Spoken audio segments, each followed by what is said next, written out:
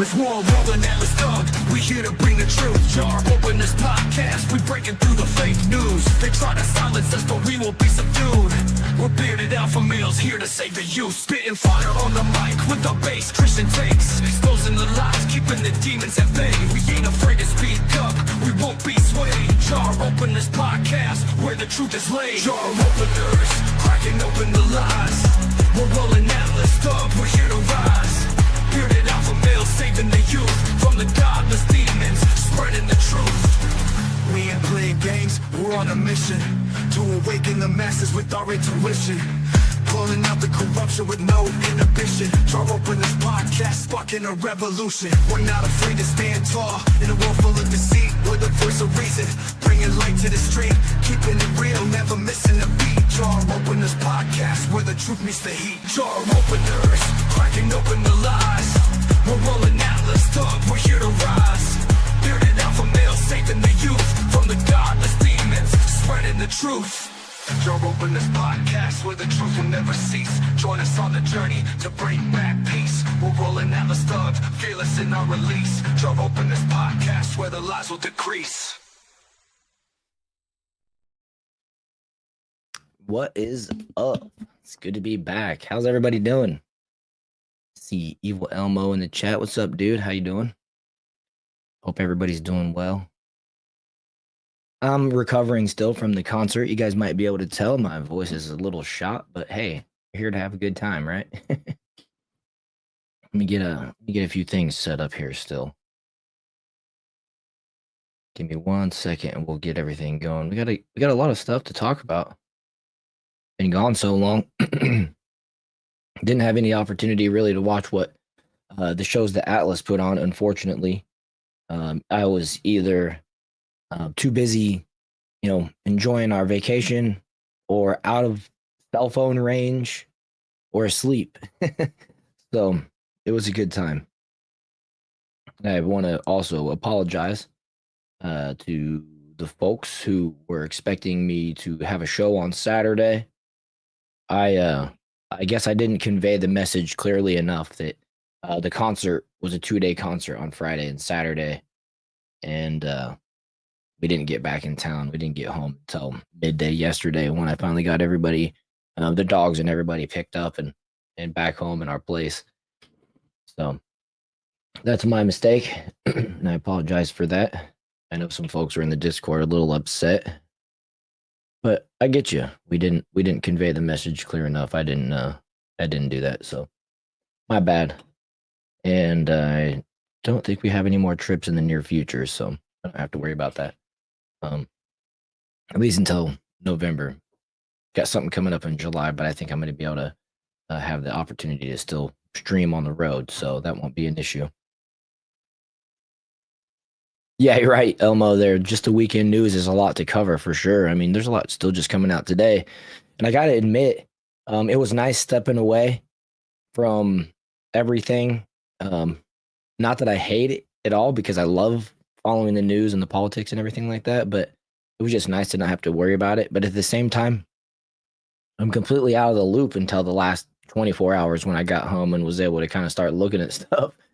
And it's like I'm sitting here scrolling X trying to find out what went on yesterday and the day before and the day before that, and everything just from today is pretty lively. So it's nice. It's cool. Let me see here. I'm wondering if the stream is up on Rumble. I gotta check real quick. Give me 1 second. Give me 1 second here. I'm sorry about this, you guys.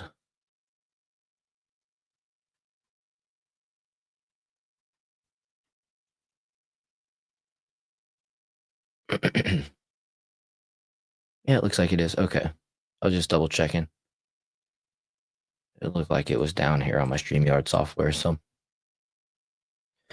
anyways, busy Monday. We're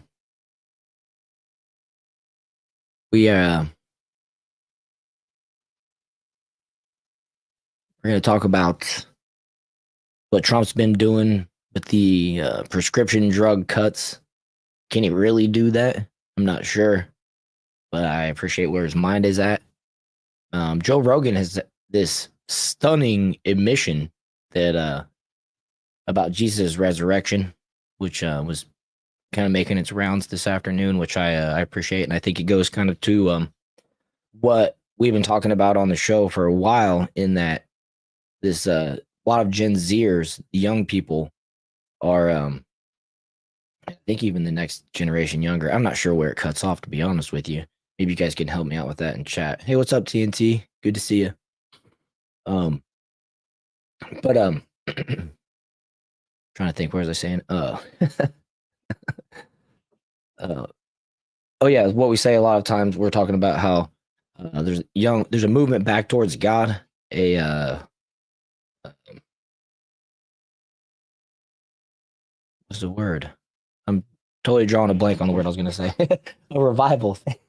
Good gracious. There's kind of a revival of sorts amongst the youth, and it's good to see.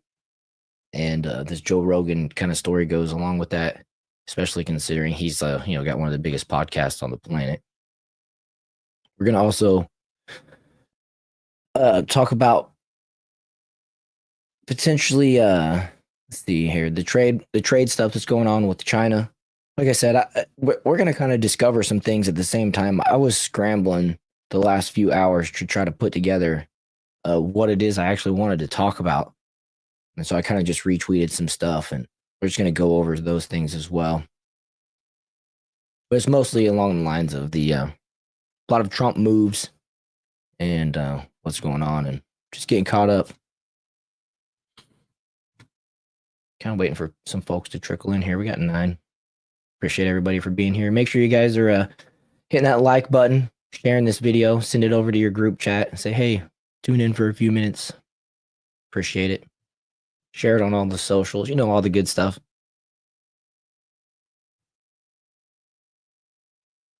Also, I want to say thanks to Atlas for holding the show down for the last week while I was on trip. I'm happy to return the favor now. And all that good stuff. Hey, TNT, I wanted to say I saw your chat there in Discord about Saturday. I'm not sure if you saw the intro, the first part, but yeah, my apologies, dude. The concert was Friday night and Saturday night, so I'm not sure how the message wasn't clear enough or whatever, but that I wouldn't be able to do the show on Saturday. And there was just that one day of overlap where Atlas had to leave town, and I wasn't going to be back until the next day. So, unfortunately, we couldn't cover the whole thing with our 2 trips aligning that way. But it was my birthday on Saturday, so I was watching Hank Jr. and Kid Rock and Afro Man and all that stuff, and it was a good time. It was a good time, but it also sucked. And I guess I'll just tell you guys about that before we get into some of the topics, because it was actually a really good trip. We circled down into oh, thanks, Titan. Appreciate that. Oh, nice. Happy birthday to your mom. But yeah, we went over to Orlando, and we tested out the new theme park that they just built, the Epic Universe, for a day, and it's really cool.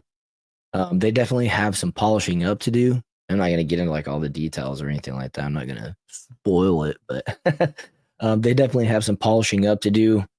They kind of built it where it's easy access to everything.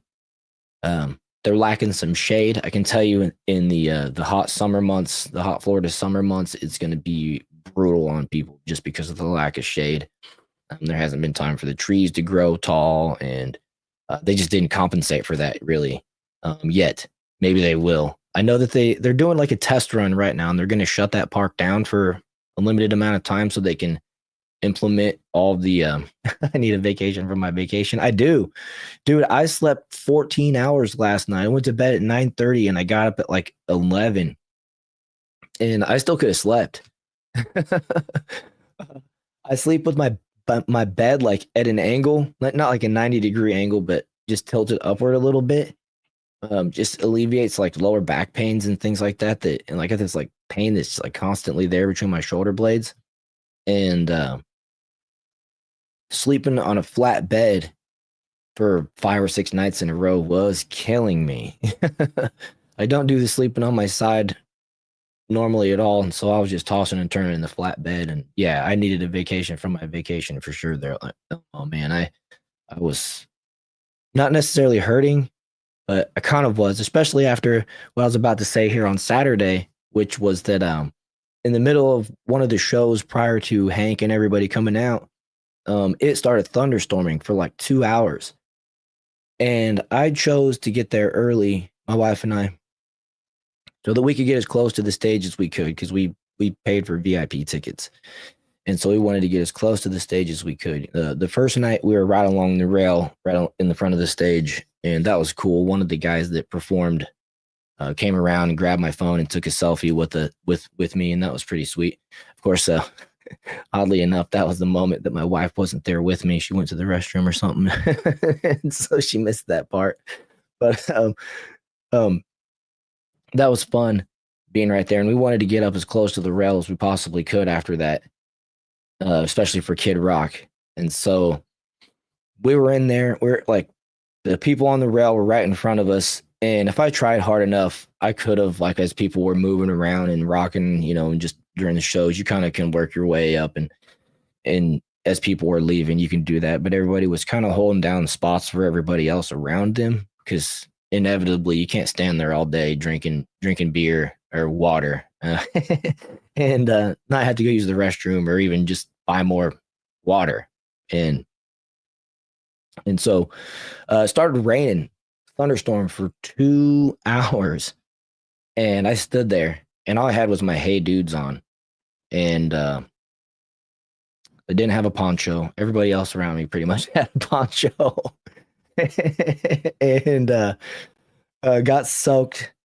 But thankfully I was wearing some light shirts, and I had a light shirt on. You guys have seen it. It's my American flag shirt. Tom McDonald wore it in a video actually, and I went on Amazon and I bought the same shirt and shorts just because it was like $40 and I thought it was cool. And then so I wore it to the concert, and so that dried out fairly quick. But I mean, you don't dry out until the rain stops, and my koozie got wet, so my hands were pretty much wet till the show was over. Many hours later, but there was a point where we didn't think we weren't sure if the show was going to be continued, and they were actually kicking people out of the concert venue. It was an outdoor concert, obviously, and they weren't letting people go under the tents or anything to take shelter because of like lightning, right? And so they're like telling people to go out and shelter in their cars, and there's thousands of people, and it just didn't seem like a good plan for me, especially because I knew if I gave up that spot, I would not have worked my way back to it. And so I just stood there, made friends with the people around me for a couple hours and made the best of it. And thankfully, Afro Man came out, did his little thing. It was funny. The first thing he did when he came out, he started crip walking. And I don't know, it was just cool to see, cool to watch or whatever. Hank came out and played his set, and then Kid Rock played his set. And it was all a good time. He gave away his saxophone to some kid that was right there. He just got done playing it, just handed it to some kid. It was kind of cool. I noticed that he made an effort to, whenever he would go back, because they come out on the stage and then they go back in and they come back out and they'll change clothes. But like almost every time Kid Rock did that, if he had a moment, he'd grab like a couple hats and then he would hand them to like kids that were right there that he could hand them directly to and stuff. So he was really gracious. He was the only person out of all of them that actually said, thanks for spending your hard-earned money on the show and stuff like that. So I don't know, maybe the other people need to learn from Kid Rock and be a little bit more courteous, but I did appreciate that Kid Rock actually did that. I got some video. I do plan on sharing it all in the Discord. There's some funny stuff. He played one clip. He played a clip of Donald Trump and Reagan and a bunch of stuff, and this felt real patriotic, and it's just good to be around like-minded folks. My wife wore a MAGA hat, and a lot of people were saying, I love the hat, and it's just cool being in those environments, So anyways, that was my trip. And of course, I lost my voice during the concert, so we're going to struggle through here. But Titan says, I love when cool stuff like that happens at concerts. One time I unknowingly smoked up the drummer, and while I was waiting in line, the show, so that's pretty cool. Yeah, he was walking by. That's cool, and stuff like that works out. Yeah, I've never heard of that Gavin Adcock dude. He played the first day, right before Nickelback, who was like the headliner for the first day. And, you know, Nickelback, whether you hate them or you really hate them or you secretly like them, they put on a pretty dang good show.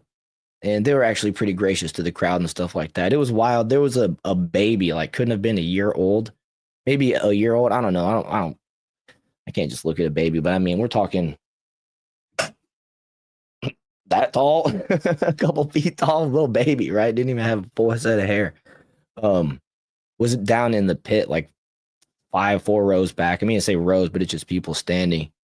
And they had some little headphones for him, but he kept taking them off. And I can't believe that they actually did that. But, you know, power to them.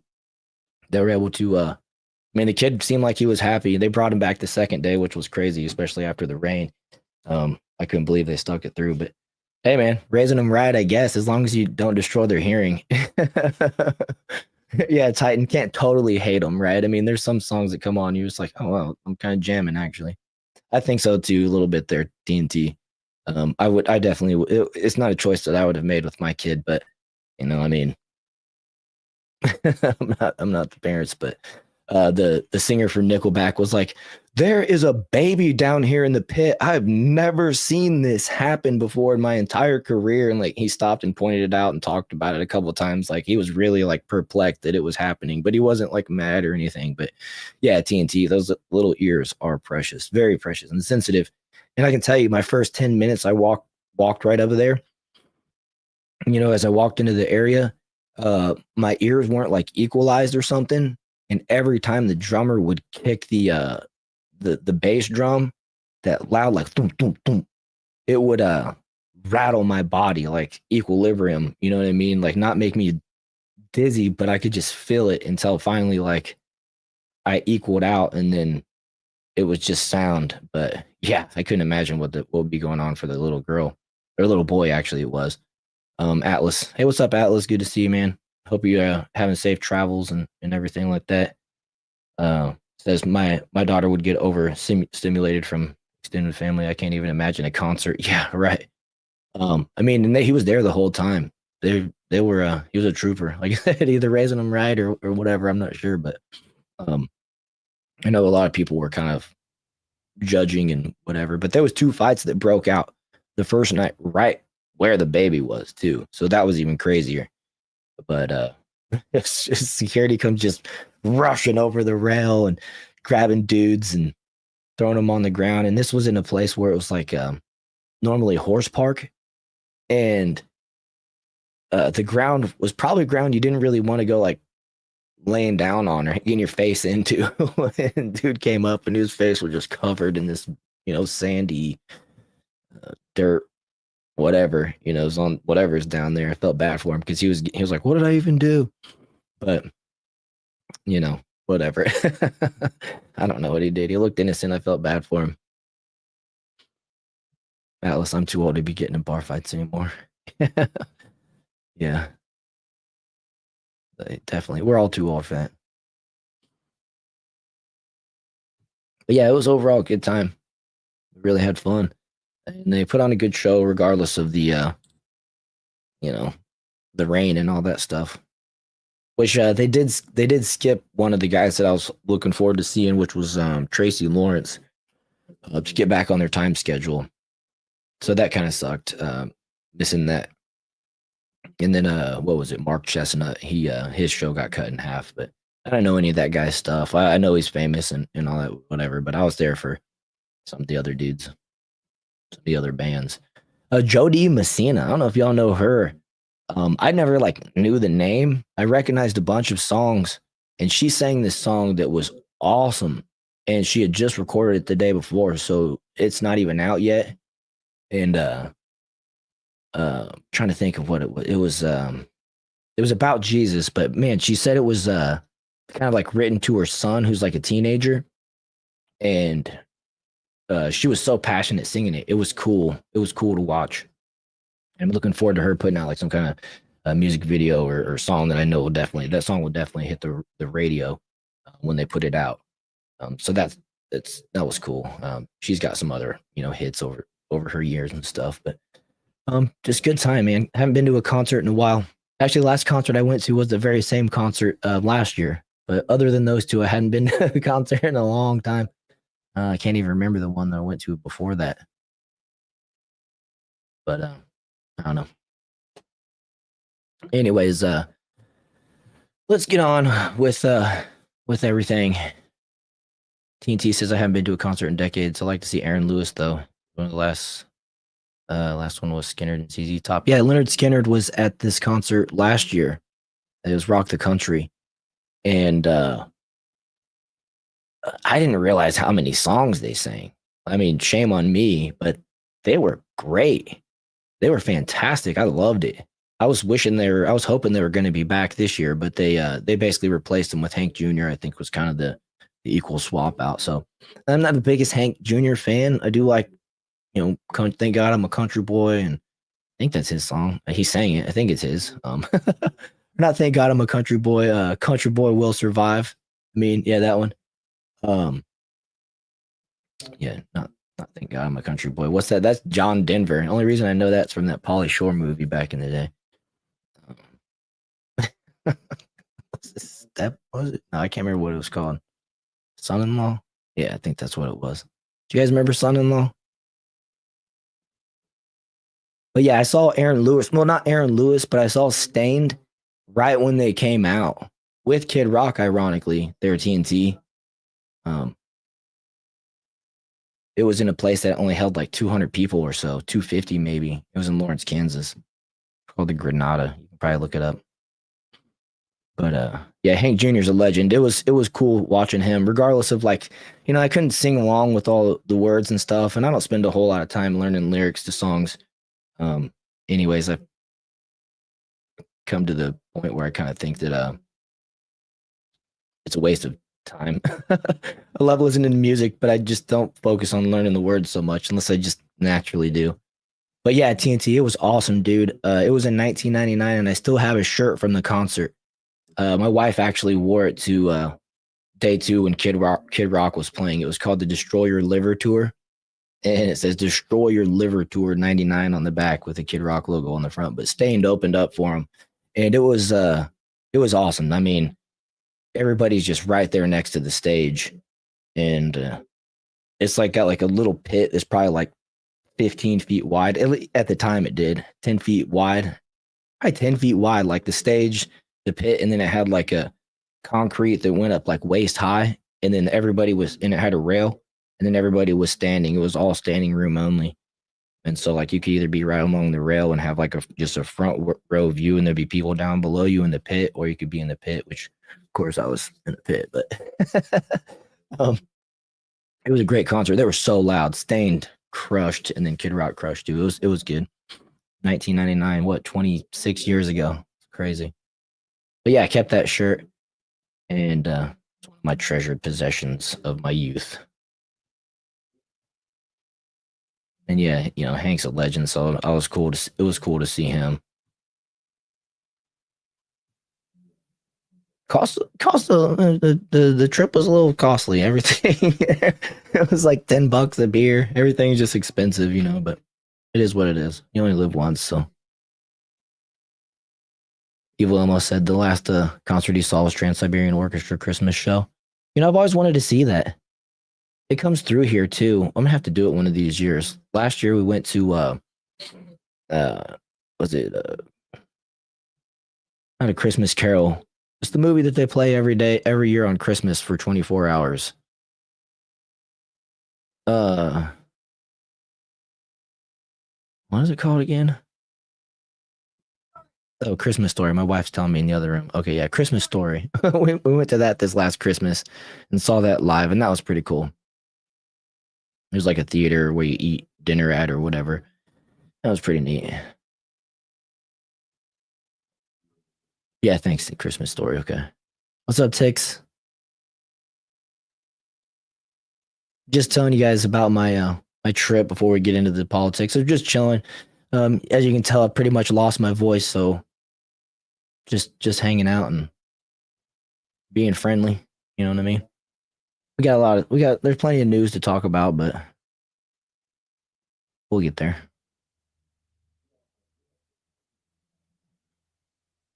Let's see. Well, let me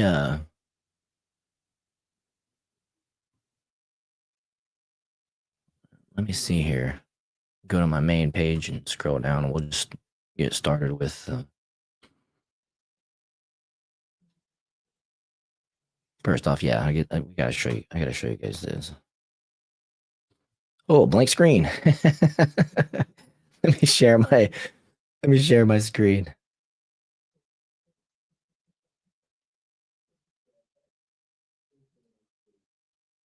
All right, there we go.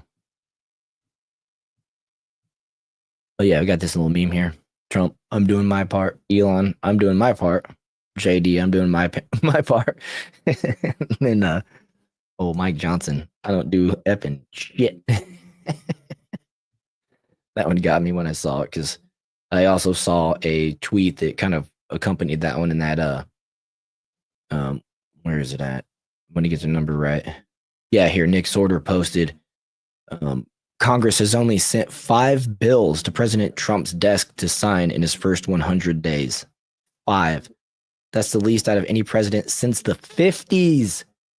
You guys, what the fuck is going on in the House and the Senate? I mean, this is outrageous. I hope this, I don't know. Am I the only one that like literally feels a little bit of like rage over this? Not that I'm trying to change how you feel, but this is just insane that we have the House and the Senate because of Trump for the second time. And they won't codify any of his presidential executive orders. And they're not doing any of their normal stuff either. Just like, who are these people?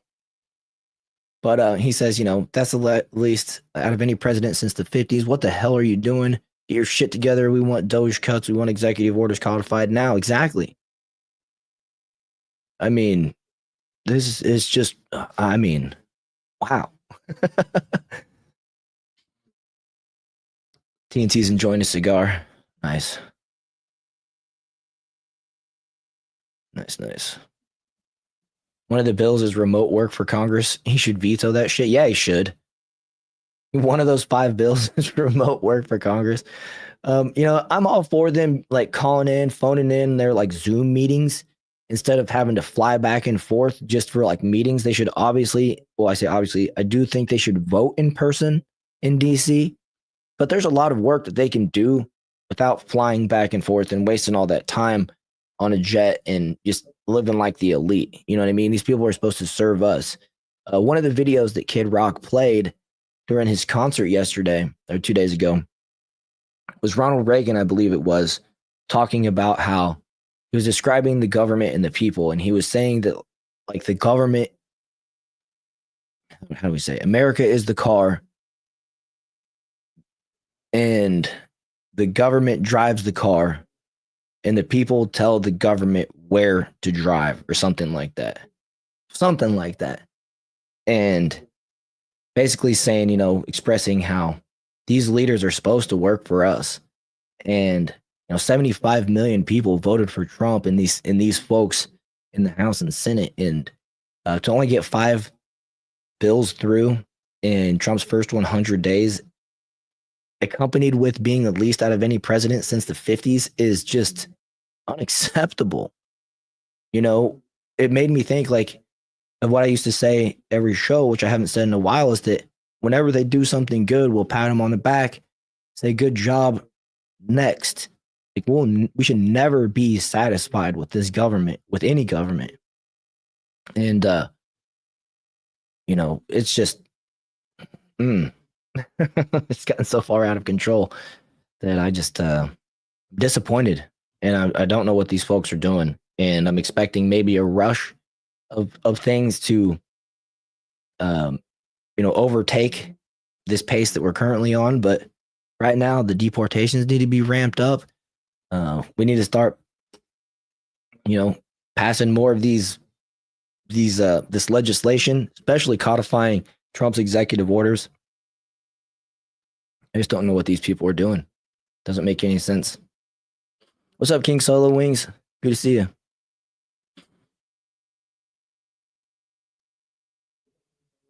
Guns out Monday. That's right. Just chilling, relaxing. Sun's out, guns out. Actually, it's been raining. It's the first rain I've seen in a while, and it's nice to get it. The plants need it and everything like that. But when it thunders, my dogs don't like it. But yeah, it's and my solar panels don't charge when it's rainy. That sucks too. But you know, it is what it is. But definitely guns out Monday. Yeah, in all seriously, TNT. F Mike Johnson. This dude, this 5 foot guy, he's not a leader. World fishing for the Mel game this year. Oh, that's funny. Here you go. Yep, like I said, Evil, you didn't miss anything much, King. He was trying to convince us he really has a wife. They went to a concert, but she was at the bathroom for any pictures. Did it to myself. Oh man, that's good. That's good. That's really good. uh true. Oh man. Oh, so let's see what the people are responding. Sorry, that just got me. That was hilarious. Oh goodness. Spitfire said Mike Johnson and John Thune have failed miserably.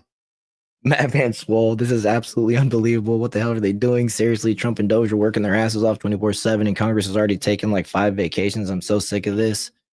Yeah, and they started off their term saying, "Oh, now we gotta." What was it? They're trying to blame Trump for something right off the bat, saying they would have to wait for the next bill or something. I can't even remember. So this crap goes by so fast. They're just a bunch of feet dragging fools, man. They're literally they're just gonna try to hold out for Trump's 4-year term and try to make the best out of the next president. And I'm to the point where I hope the next person is more hardcore MAGA. Give us any candidate that's more hardcore MAGA than Trump. I don't even care if they come out of nowhere. I'm voting for that dude. Like, I just can't. I just can't. If the American leaders are trying to hold out for Trump's term, what do you think the other countries are going to do? It's just, I don't know. I always want to say treasonous. I don't even think it's seditious. It's just evil, right?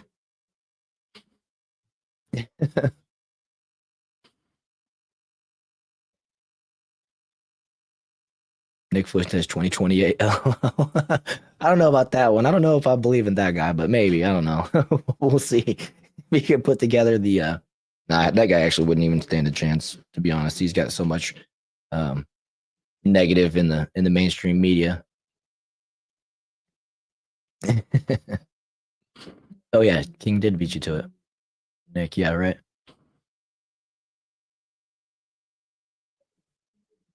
Yeah, the Zoomers are kind of flocking to him a little bit. I don't pay that much attention to him, but I do see that his audience has to be coming from somewhere, unless it's like what Milo said and it's just all bots. But I don't really believe that. Yeah, on all fronts, King Solo Wings, you're right. On all fronts, we are winning. Trump has begun to turn around a huge ship, and I agree with that. I think so. My Democrat friend that I mention all the time that's in my group chat. I need to just come up with a fake name for him, but I'd forget the fake name, and then I'll call him another fake name next show, and he'll end up with like 35 names. But you guys will know who he is. Uh, he was on there today talking about, wow, Trump actually did deliver. Maybe he is playing 4D chess, and I kind of had like a glimmer of hope, and then I'm like, I bet he's just being sarcastic. But he was giving notoriety to the bump in the stock market today.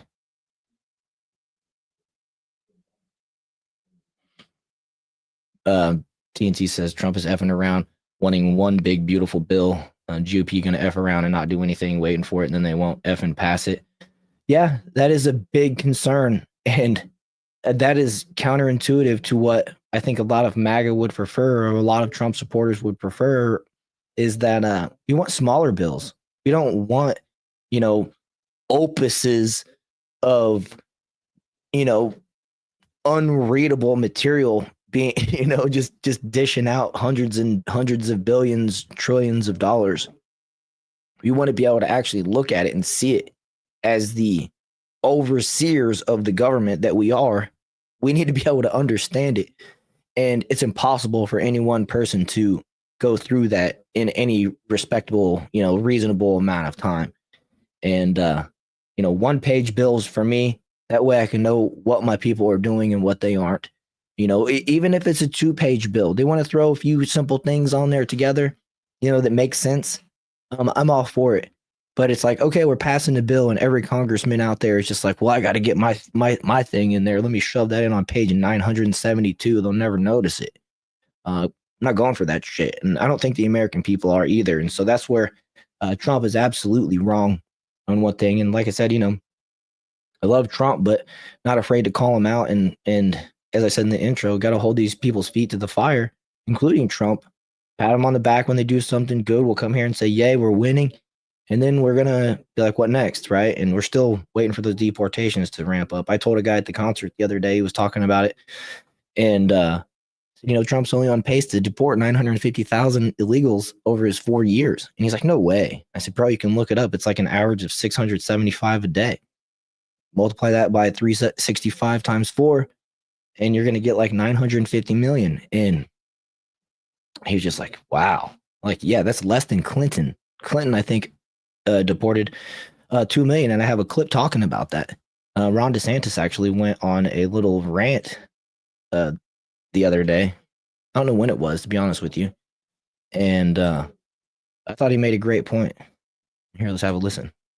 An O.J. Simpson trial for every illegal alien, which, by the way, you can't do, right? It's just Sorry, audio is a little loud or a little quiet, so I'll restart it. You guys can crank it up, and then when it's over, I'll give you guys a couple seconds to turn it down again, so my voice doesn't blast you.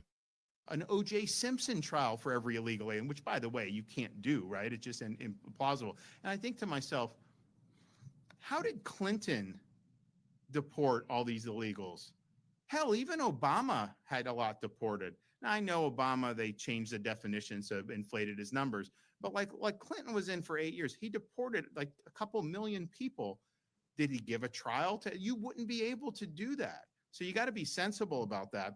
But when you have active orders of removal already done, well, there's nothing even more to debate at that point. And there's probably 800,000 to a million throughout the country that are under those similar orders. And so that was really successful operation. Now, what we're here today to announce and celebrate is an OJ is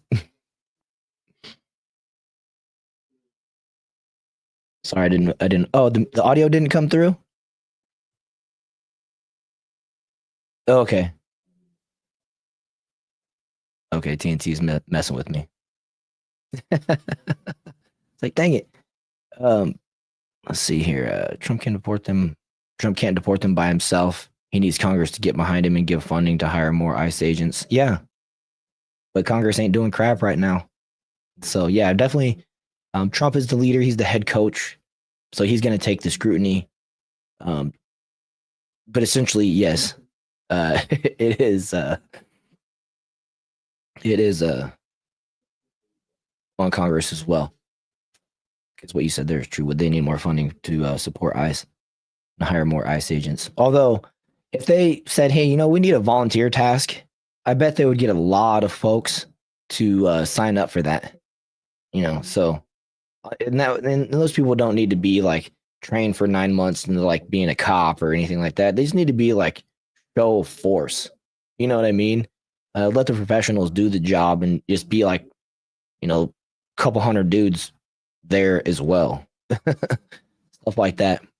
I think would do well for it. But I don't know. I'm not in law enforcement. Maybe that's stupid. But he said something here. I was trying to hang on to. I'm gonna bounce it back for a second because he said something here, and I forgot it. TNT, you threw me off when you said I'm muted. I saw him do that to D-Day Colbert the other day. Everybody in chat was like, bro, it's muted, and he was freaking out, going, what went wrong, and he wasn't muted. And so it was funny when they did it to him, but I don't expect that kind of treatment. We're better than that around here, I hope. No, but it was really funny. Everybody fooled him. When you have active orders of removal, you got to be sensible about that. But when you be able to do that, so you got to be sensible. Okay, that's right. He said you got to be sensible, and that's one thing that the Democrats are not when it comes to any decision Donald Trump makes. Their gut reaction to everything that he says, piss and vinegar. I mean, even like some states congressmen just like invaded some ICE facility, and this was it the mayor, some lady, literally closed fist punched an ICE agent. Tim Pool's talking about it earlier. Like I said, I was trying to get caught up, and Tim Pool's titles caught me the most today, so good job to him on that. But apparently this lady closed fist punched an ICE agent. It faces 8 years in prison, felony, like federal prison. And of course, she's probably not going to get that. But it was basically, an insurrection. And I've said from the beginning, they try to compare it to January 6th. And, they put a lot of folks that fought with cops and stuff in, solitary for 3 years. I definitely don't think that they deserved that, especially considering they didn't get their true due process. The tens of thousands of hours or however many hours it was of live footage that was recorded across the Capitol wasn't allowed like submissible evidence in the court cases and things like that. So they didn't really even get their fair shake, the J6ers. But these folks certainly, and my point was, the folks that fought with cops, of course, you get something, you go to jail. The cops are protected that way. It's one of the things you have to include in their job description, that if somebody comes and attacks you or tries to kill you or whatever, they face a stricter penalty. You know what I mean? It's part of the protection built in for the guy doing the work. And so the folks that fought with cops, they deserve something. But this lady close fist punched an ICE agent, and she's looking at potentially more than one charge, but I don't know if she deserves the full 8 years. We'll just have to see. I mean, principled person has to hold her to some similar standard, but maybe not the full 8 years, but definitely not just a slap on the wrist either, considering how the Democrats just treated their political enemies, right?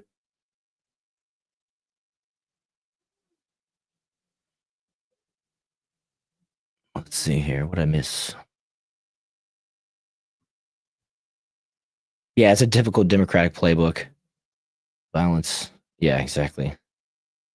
Then they push you and they push you and they push you, and they know that if you punch them back, they're gonna, if you become physical, then they can press charges on you and stuff. So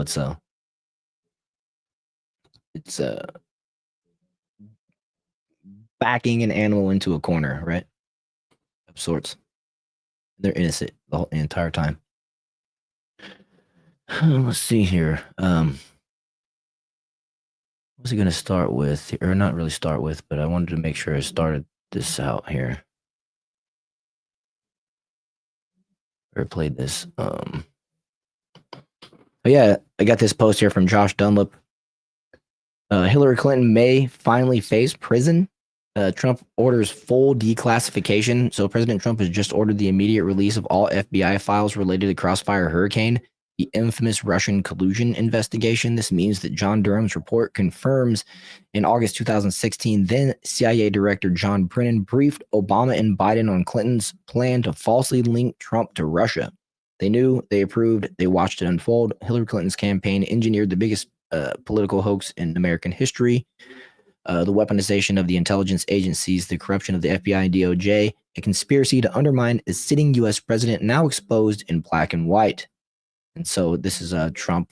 I haven't seen this part yet. I just saw that headline and I was like, man, I'm going to save this for the show. So we'll watch this together. I'm going to blow this up. Presidential memorandum for your attention. And there we go. Next, sir, we have a presidential memorandum for your attention. This memorandum requires the immediate declassification of all FBI files relating to the Crossfire Hurricane investigation. This was obviously one of the instances of the weaponization of law enforcement powers of prosecution against you and others. We believe that it's long past time for the American people to have a full and complete understanding of what exactly is in those files. Which gives the media the right to go in and check it. You probably won't bother because you're not going to like what you see. But this was total weaponization. It's a disgrace. Should never happen in this country. But now you'll be able to see for yourselves, all declassified. Is that correct? Would you Yes, sir. say all declassified? Yes, sir. Everything? The FBI file with there's a classified annex, but other than that, this we'll put everything in the public eye. Is anybody going to look? Huh? What about you? You going to look?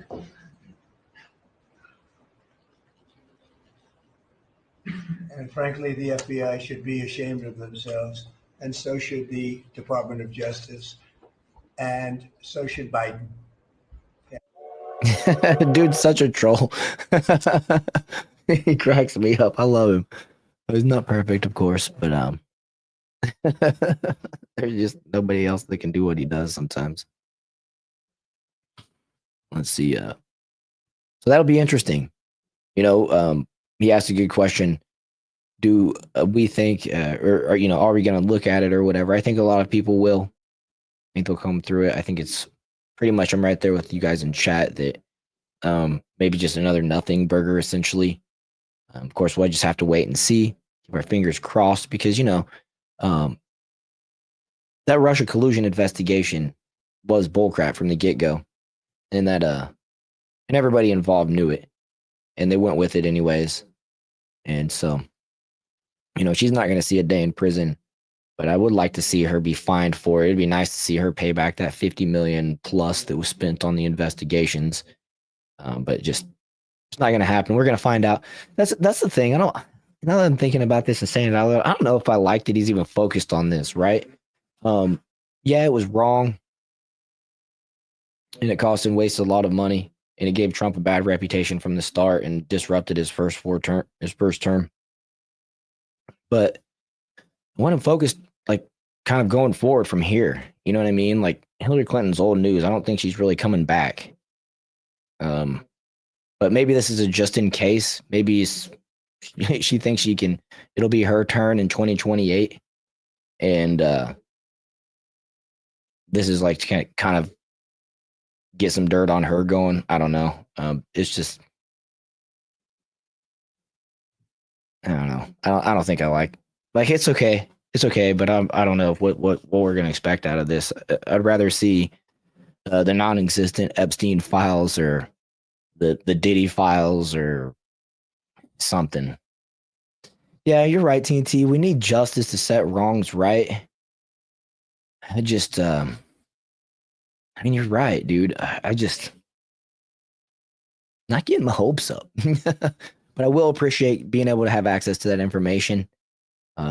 Hopefully it's not just a bunch of redacted information or whatever, but it's definitely going to shake. And maybe it's just shaking up the Democrat camp, you know, like I said, when it comes to who's going to be that next candidate. I don't know. It's ugly and petty, but as a country, we need it. Yeah. Yeah, I mean, you're right. I've said it multiple times. We need to be able to uphold the current laws instead of passing new laws. What's the use, right? And the Democrats have weaponized the justice system against Trump and MAGA. It started with her. So, yeah, I mean, go for it. You know, throw her ass in prison if you can bust her. I'd like to see her get busted for destroying the classified information. I mean, honestly. I think that's kind of secondary to this, not really directly or not really involved with this, but I would like to see some accountability for that one for sure. And, you know, Benghazi aside and everything else, she definitely is freer than she should be. That's for sure.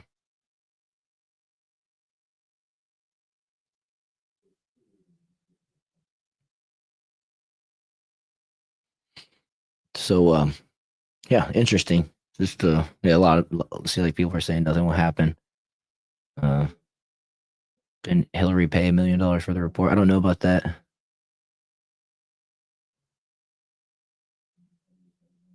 Hillary Clinton is saying that's funny. I don't want to scroll too much through the comments. I didn't screen that one. Never know what'll pop up.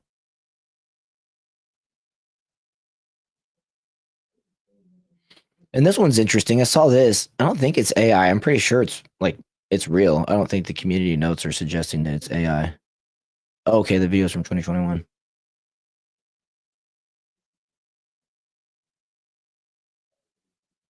Okay, so she said she actually said this in 2021, but I don't think that actually changes her opinion. I hate when folks do this though. They act like this is new. So this is her officially classifying. Nah, she's not doing that. I'm not even gonna play that. She's not officially classifying anybody because this was in 2021 when she didn't have any official assignment.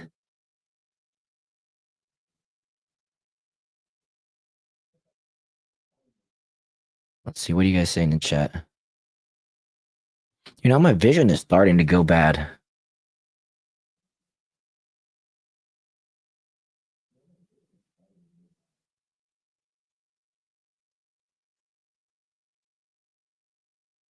These things are done correctly. Let's see here. King Soloing says these things, when done correctly, build trust and regain stability within the realm of citizens and the government. Right. I mean, without that, right now we're at the point where, don't trust the government. And I think that's actually kind of the way that the founding fathers, I was thinking about this today, actually. The founding fathers probably intended for the government to never be trusted by the people. And I think that's why they included the Second Amendment right behind the First Amendment. Right. And so we just need to remember that these folks work for us. And I think the trust definitely needs to be there. And I think the Democrats give a lot of that. They basically make the government their god, and it's part of the reason why it's they call it Trump derangement syndrome. I think is because they just see him as the evil one almost.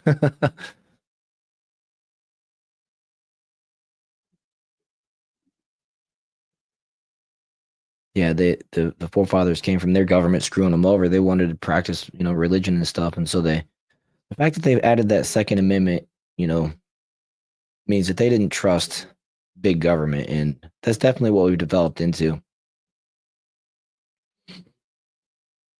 Prop says we're getting older. The younger generation will replace us. We can either A, scream from the rooftops how these mistakes have been made before, or B, go with the flow and find out the hard way. Yeah, yeah, we can. That's well said, dude.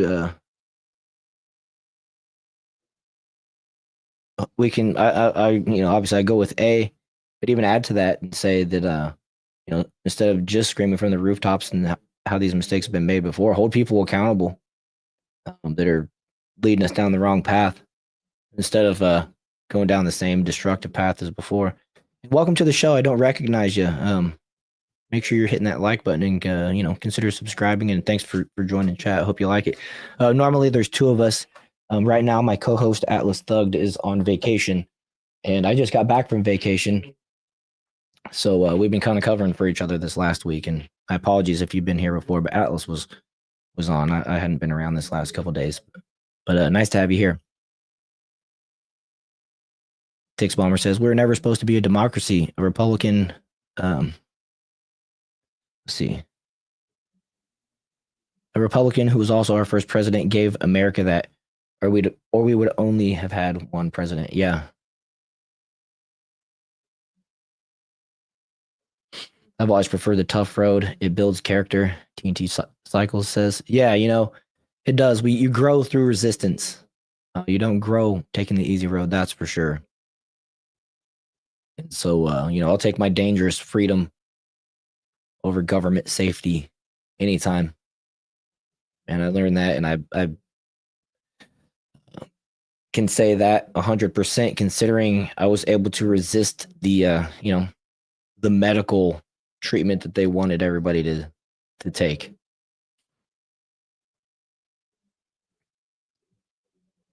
And so yeah, I'm gonna skip on this Tulsi thing. I should have clicked the community notes and realized that was from 2021.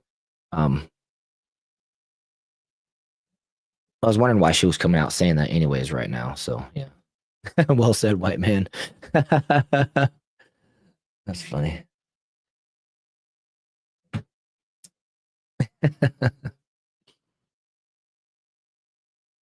Well, you know, I can't help it. I've been privileged my whole life. I remember when I was a kid and I was like, whoa, this privilege doesn't actually exist. I had like a reality check.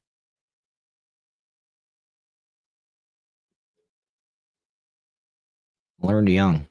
No such thing. No such thing. Elmo, there's an easy road. Where do I find it? Well, you have to, take the Dylan Mulvaney route. That's the easy road.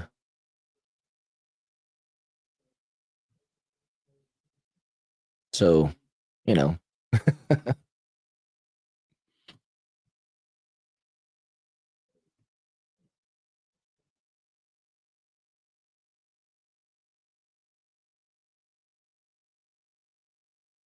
Let's see. King Solo Wings said, I saw this short that was talking about how whites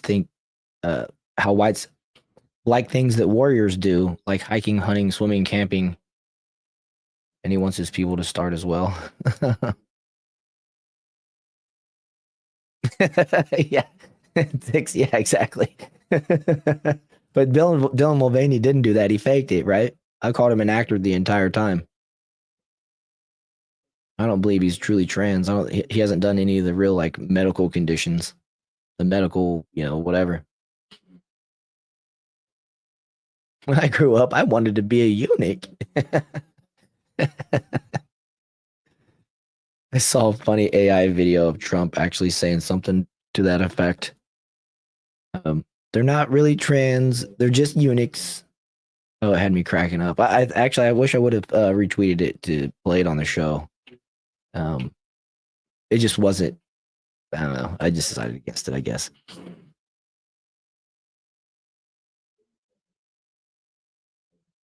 No, I don't even think Dylan. Does Dylan even have implants, like breast implants? I don't think so. Anything that he's done is removable and reversible. At least that I know.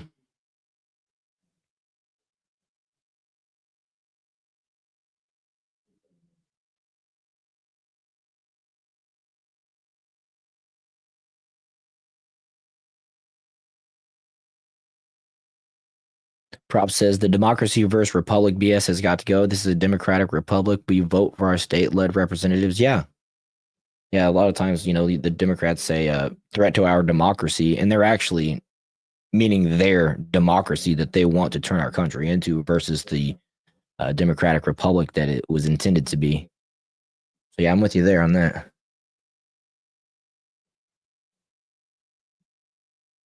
The good thing about Dylan, he'll always try to have your back. TNT noticed his boob job was lopsided. Well, I guess he hasn't had the easy route.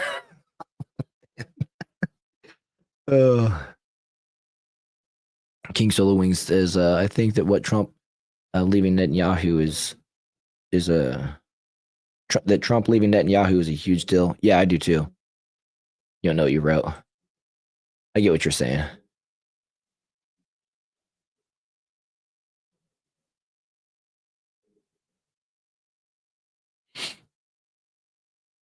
Prop says, who cares about trans? That's a lot like shining the light on a neighbor that has too many pets or friends. Yeah, until they start saying, advocating for minor surgeries, surgeries in minors and things like that. And then one thing we've learned historically over the last 20, 25 years is that every slippery slope that the Democrats have introduced when it comes to this sexual debauchery and this whole LGBTQ thing has slipped way past where it was ever intended to be. For instance, gay marriage was sold to us as significant others want the ability to be power of attorney over hospital situations and things like that. And there was battles between families and sick people's, lovers, significant others, and things like that. And they wanted that to be cleared up. They wanted benefits of being married, which was implemented by the government to promote having children, which, as we know, is impossible between two men and two women. But by themselves, separated. And so they kind of took advantage of the system with that. And then, I don't know. It's so the slippery slopes went way too far. And then you just, it's pretty obvious if you've been paying attention. And so you just got to be careful with that and make sure that, yeah, if you want to just do your own thing, be trans and not be all in whatever, then I guess to each their own. But I'm going to be uncomfortable around it, and I'm not going to respect that person's, not really going to be like into changing vocabulary for that person or whatever. And I can speak from experience too.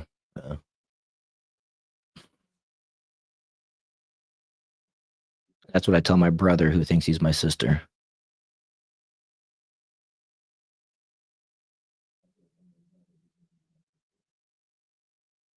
Let's see here. What I miss? We went to Columbia. Carpenter's Eye.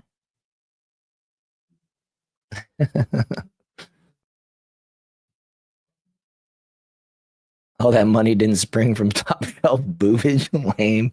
But you'd think the 50,000 he got from Bud Light would cover it, but I don't know. I mean, maybe not. Maybe that just got one and a half. That was all I could cover was 1.5. Yeah, those discount surgeons from Columbia.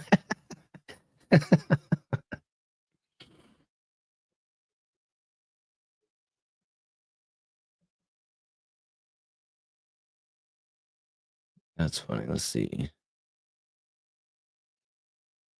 Prop says, my profession has me in a lot of people's homes. All I say is, no matter what side of the political aisle your fans on, how people live in their own homes, hoarder or gay, they're all alike.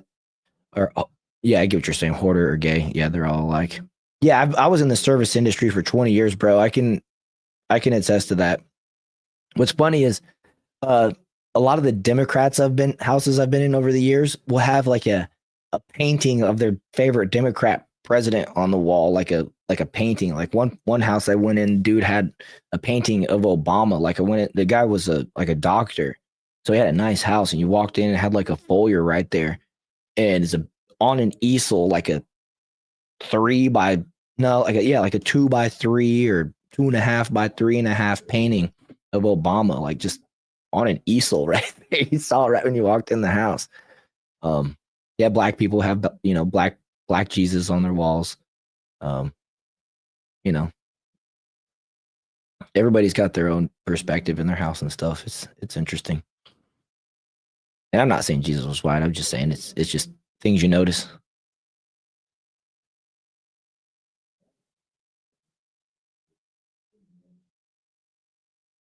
But a lot of us are actually in this, formerly or currently in the service industry.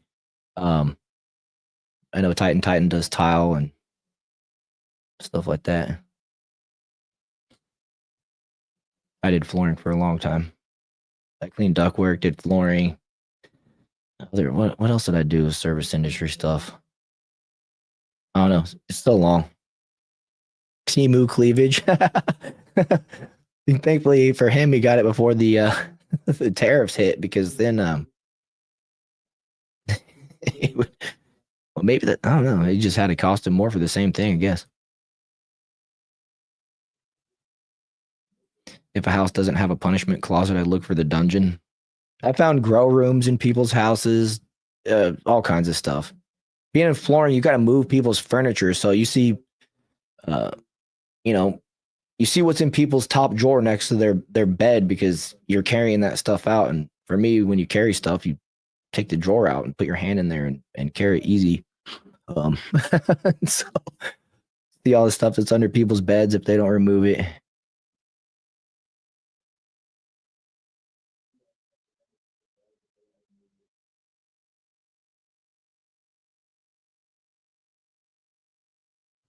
Let's see here.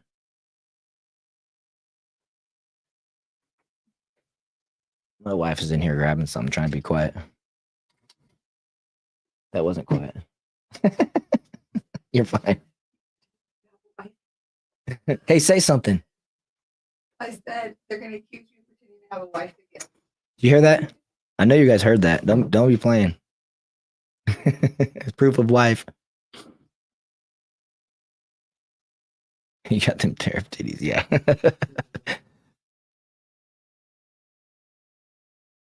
You worked at Pizza Hut before, Tile Titan.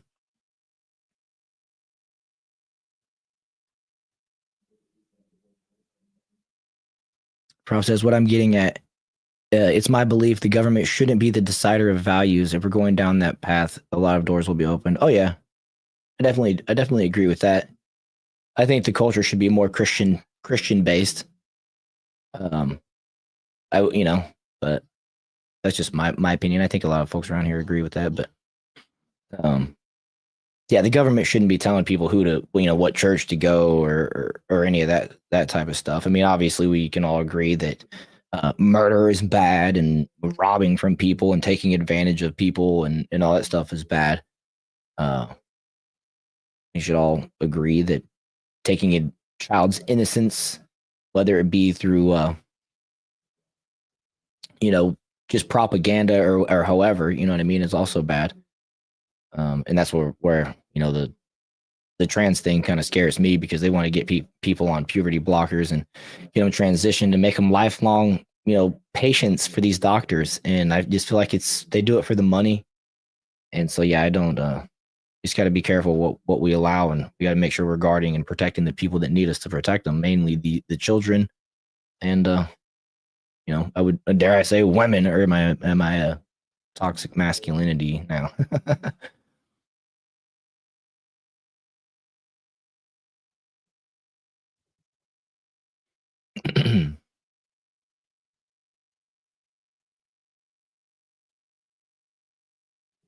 Let's see here. What, your wife has got a bad connection 5 feet away?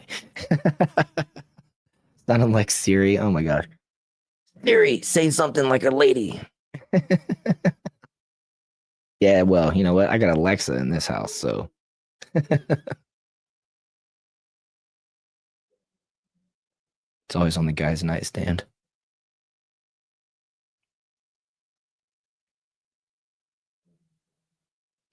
King Solo Wing says, I think banning certain religions should be considered if it's directly caused to murder others. Well, yeah, I agree with that.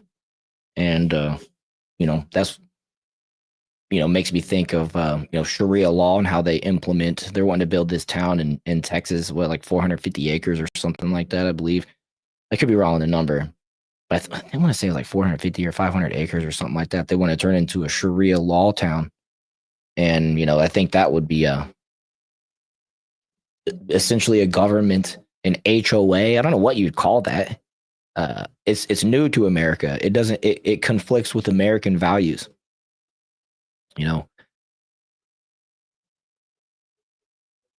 Essentially, what do they do? Put up walls and not allow non-Muslims to live there? Or just, I don't know. It's just weird.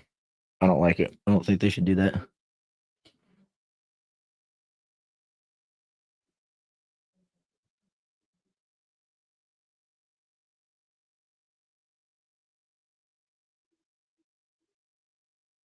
TNT says, I would like the schools to stop being funded by degenerate taxes, lottery, alcohol, and weed. A tax shouldn't be funding children in any form. Other than that, the government should stay out of morals. Yeah, I mean, they kind of use that. They kind of use that in order to get their laws to pass, don't they? They're like, we're trying to get weed legalized, but look, we're gonna fund the police, we're gonna fund schools, so it's gonna be a return to the community. I don't know. Right now, they're trying to charge us. I got a letter, and they're trying to decide if they're going to start charging us for our trash pickup, which I believe we paid for it in Kansas City, but down here in Florida, everything's paid for, even our state taxes by tourism. And of course, the mayor of this town is a Democrat. And so it's weird, but I don't know. It's just a weird thing. I don't think that I don't know. I feel like it's just a money grab. It's not like the state is poor or the city is poor or anything like that. Takes Bomber says America's values and success came from Christian values and morals. There's no argument there. It's why they spent the past 82 years destroying Christianity in America. Yeah, it is. And I 100% agree with what you say there. That is a really, well stated, well written statement. They had to destroy that before they could destroy the rest of us. Prop says, I hear you and think people need to slow their rolls, but I'm a firm believer in what goes around comes around. There has to be a way to remove religion and politics from government. I mean, kind of, but not really. I want strong Christian men leading our government. I want them to have values. And I think that's the culture of America is a Christian-based culture. I think that's, what we were founded under. And I want to protect it. And so I don't necessarily want these dudes, saying you got to go to church, but I just want them to be based from a Christian background. And I want them to all be men, to be honest, right now. Not that women can't do the job, but I would just like to see, I would like to see a little bit of the old school come back, to be honest with you. I would love to see homes be affordable off one income. Women to be able to raise the children if they choose to. Right now, it's not an option for a lot of families that want to do it. I'd like to see that become an opportunity too. That's the American dream for people as well. Charlatan Zimmerman said, American values is drugs and porn and rap. Yeah, it can be. It can be. It's what they're trying to poison the well with, that's for sure.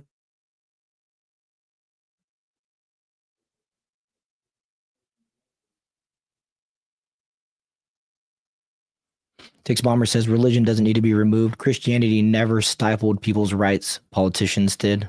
That's a good point.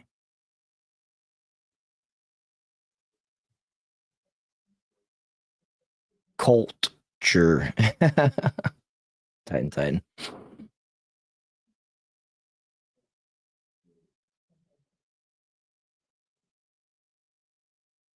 TNT counters and says, those aren't our values. Those are the values of the subsets of degenerate society. Yeah.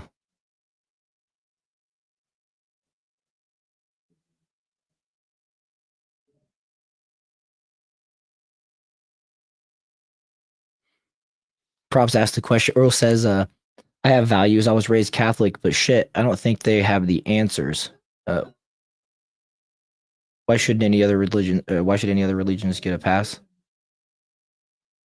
I don't know.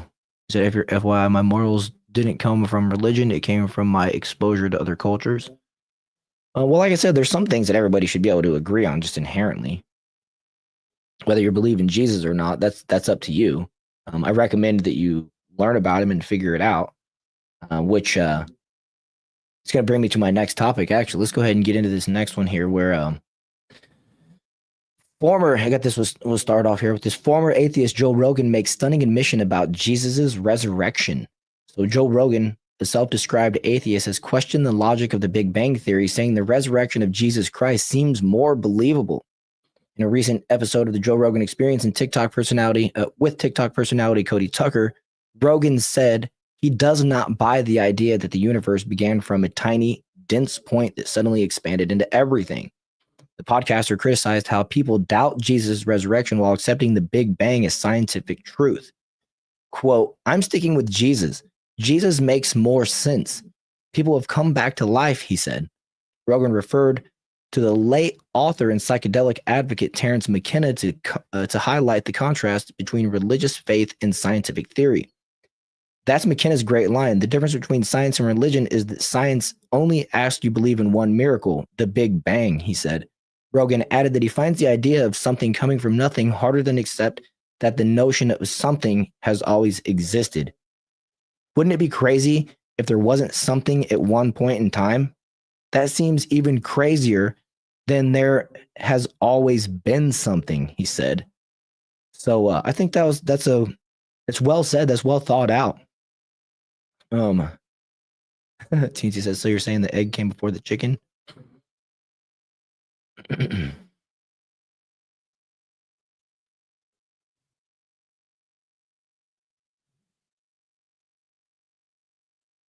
Let's see here.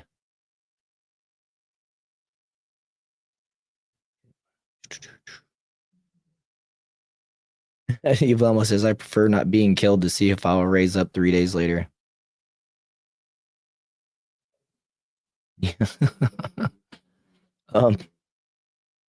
So just continue here. See, Rogan is flip-flop between being a believer and non-believer, something he attributes to a difficult childhood. He's previously said growing up he was pretty atheist, but became spiritual after the death of his grandfather. The discussion about the Big Bang came about when Tucker asked the question before the universe was created. When Tucker asked what happened before the universe was created. Setting the stage for a philosophical. Was that philosophical? I can't read. My voice is shot, but I can still read. But setting the stage for a philosophical conversation. I don't like the space. I hate when they do quotes like that, but I don't like the. I'll leave that. Sorry, this is it's just a quote, so it's weird. I don't like the space. I have that alone. I don't know space because also I have a four. I don't know. That's weird. I can't make sense out of that, so I don't know why they included that quote. Rogan highlighted how there's been an environment before the Big Bang, referring to the pre-universe that was incredibly cold and empty, dominated by a field energy that eventually led to the exponential expansion of the universe. The pair discussed theories and suggest the universe is infinite and always expanding, but then highlighted how scientists believe it is actually finite. They were referring to a concept released in 2023 that suggests the universe is shaped like a donut, meaning it has no edges, and traveling in a straight line would eventually bring you back to your starting point. And that is when the talk turned religious. Let's see, how much more do I want to go? Okay, I'm just going to read this next part. Actually, you know what? I'm going to skip over here to this video over that Tim Pool put out today. Like I said, Tim Pool had the best titles today, so he was the one that I went to for some of the stuff that I was trying to get caught up on. And this one caught my eye because, like I said in the beginning, it appears to me that the youth is moving more closer to Jesus, and the message has apparently gotten to reach Tim Pool. And so I'm going to play a few minutes of this.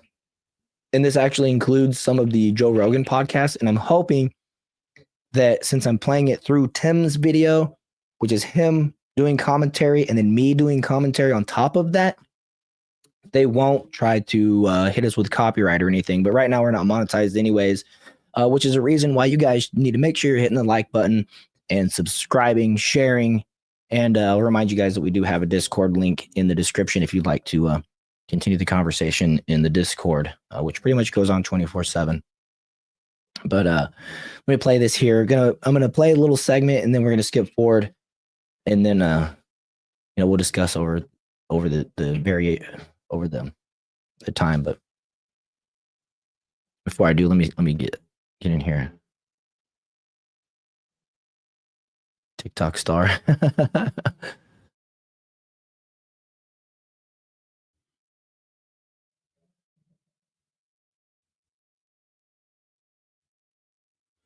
Well, props. This is interesting because I feel like what you're asking here is actually kind of addressed in this video.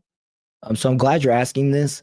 But he asked, this is where the audience will hate me. The Bible is a story written before the acknowledgement of dinosaurs. Considering religion claims to be all-knowing, how could they overlook common knowledge? Well, I believe they talked about the dinosaurs in the Bible, to be honest with you, bro. But I'm not a pastor, but I'm trying to read my way through it, and I believe there's a part where they actually refer to some dinosaurs, but I could be wrong. Maybe you guys can help me out with that in the chat. I know we got a lot of people that are pretty strong Christians here, and if you guys know, help me out. But they kind of address the fact that it's a story, right? But then the science that we trust is a story too. It's written on. I'll just let him play. I'll let him explain it. so you don't have to hear it twice. It's a growing trend. Young people are finding the church expressing interest in Jesus Christ. Many people in this country are starting to become Christian or return to their faith. Notably, Russell Brand famously got baptized and is now a Christian. Even many pro skateboarders who are largely viewed as degenerates. They don't really make a lot of money. They do drugs. They hang out. They're not even rock stars. Many of these pro skateboarders we're finding they're getting baptized. Joe Rogan may be a great example of this shift when he said he's sticking with Jesus in questioning the Big Bang Theory. Now, I'm not saying Joe's a Christian guy. I'm not saying that in this article he's professing his faith in Jesus. The point he's making is that Jesus seems more probable than the Big Bang. Interesting nonetheless, because that's the path you walk down where you end up saying you're going to be Christian. But this is a growing trend. Let me play this clip for you. We played a little bit in the intro, but I want to show you this clip. We have this from the Postmillennial. Podcast host Joe Rogan has once again expressed growing interest in Christianity during his recent episode of the Joe Rogan Experience, telling the guests he finds the idea of Jesus Christ increasingly compelling and even more logical than scientific explanations. He was speaking with writer and TikToker Cody Tucker. Rogan said, "I'm sticking with Jesus. Jesus makes more sense. People have come back to life." Let me play the clip for you. You can hear it in its entirety. That one. Yeah. Well, space is the ultimate who the fuck knows, because we can only see so far. We see so far, but even so far is only so far. I'm going to pause. I do want to kind of dissect a lot of what they're saying. The first thing you always got to understand about philosophy of knowledge, we actually don't know. We don't see at all. We have faith. This is an important understanding many people do not have. Like I had this argument with Ian over and over and over again, but people are convinced everything they were told is true. No, the only thing that I know is that I know nothing. That's true. Yeah, TNT. I'm actually right there with you. He says, "I know a lot of you hate him, but I love the Tim Pool story. Came from hardly anything, lived in his car 15 years ago, is now multimillionaire with 40 employees. That's the American dream." Yeah, it is. Yeah, it is. He has $1 million skate park at his house or whatever. I mean, yeah, dude. And dude works like 16-hour days. You know what I mean? Like, it didn't come easy. And so, yeah, I appreciate that. And I followed his story, not as long as my wife has, but she started following when he was doing all the in-person, like, went to Ukraine or whatever it was. I think he crowdfunded it, or somebody was like, "Yeah, I'll throw the money out and send you over there." And so he took the challenge and did it. So yeah, I appreciate it. He's not always right, and he can be annoying sometimes. I don't like it when he always constantly points out and he says, quote, "Now I'm not a Christian." I wish he would cut that part out. It's like he's virtue signaling to his Democrat buddies or something like that. But I don't know. It's just me picking, pet peeve, picking at him. But I have a lot of respect for him, and he was actually a big influence on me in wanting to do this and go into this field. Instead of being a homesteader YouTuber or whatever, he inspired me among some of the other folks. LFR family, Van, he inspired me. Same with Crowder, and even D-Day Cobra. Just a few shout outs. I actually even like the quartering. I gotta include him in it too. But sorry, let's go ahead and we'll pick this back up. Actually, before we do that, let me just get caught up in chat here.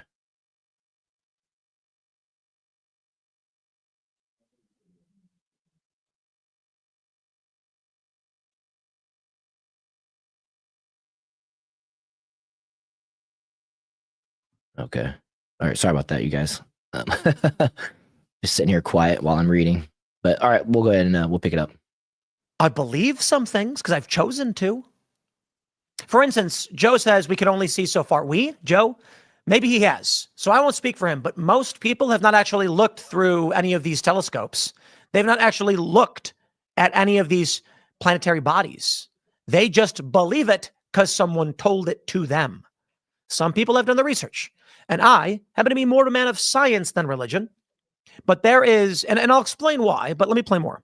And then they're saying like it's always expanding, which that can't be true because like what is it expanding into? If space is space, you know, if they're like, oh, it's like blowing up a balloon where everything's okay, well, you're blowing up a balloon in a room, right? So what's the room that you're blowing the balloon into? And then that's in a bigger room, and then that's in this. And not right. It may be. Well, actually, I'll let. Then you there's the away. concept that it's actually finite. It's not infinite, and it's some sort of donut shape. It like We have no idea. Goes back around eventually. But then who made all that? Right. Like, is there a God? Did God make this? Or is God the universe? Yeah, but then who made God? And then that bothers me. Right. Like, who made that thing? Is that a thing that we think that, like, because we were born and we die, that we have these biological limitations that we attach to the universe itself? That's fair. That we see things as being built and destroyed. That there's always been something. Well, wouldn't it be crazy if there wasn't something at one point in time? That seems even crazier than there always has been something. Because it's crazy to think that if there was nothing before, something came from it. And if something did, there would have had to have been a creator, right? Which would then indicate that there was nothing before. So there's always been something. It's such a weird thing to think of or whatever, but it's just a basic level of thinking, of wording it almost. It's like kind of undeniable. Everything didn't come from nothing. And so I don't know. Let's continue here because it's even better. There's more to it at least. Because if it's just something, if it's just the nature of everything, there is always something, right? Right. It couldn't be nothing and then all of a sudden everything. That seems because what started that? What kicked that off? Exactly. What snapped its fingers? Like that's McKenna's great line. Terrence McKenna had a great line about the difference between science and religion. Is that science only asks you for one miracle. I want you to believe in one miracle, the Big Bang. Yeah. That's a good one. It's a great line. Yeah. It's because it really is true. Yes. And it's funny because people would be incredulous about the resurrection of Jesus Christ, but yet they're convinced that the entire universe was smaller than the head of a pin. And for no reason than anybody's adequately explained to me, it makes sense. Yeah. No. Instantaneously became everything. Yeah. Okay. I can't buy that. I'm sticking with Jesus on Yeah. that one. Like, Jesus makes more sense. So, I mean, I don't know. I had something, but I'm just going to let it go. This is the funny thing. Religion, creationism, evolution, science. Now. Oh, wait. I was actually going to skip forward right after that. My bad. Let's skip forward to this part right here. But the one thing that I will say is that it's interesting whether you believe in the Big Bang or you believe in Jesus or both. In Jesus' resurrection specifically is what I mean. It's faith, is it not? Right? You can't say one is scientifically proven and the other isn't. They're both on faith, and I think it's funny because it's kind of seems like this eternal argument of there was either God, the creator, or there was a Big Bang, and they can't go together. But I suggest that God spoke something into existence and bang, it was there. You know what I mean? Like whole thing could be created. So scientists are right. The Christians are right. You know, the followers of God and Jesus are right. Both, possibly. You know what I'm saying?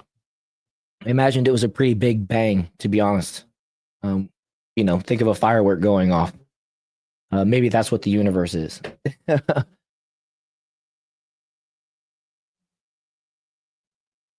All expanding from a big bang, from a firework that God lit off. God invented fireworks.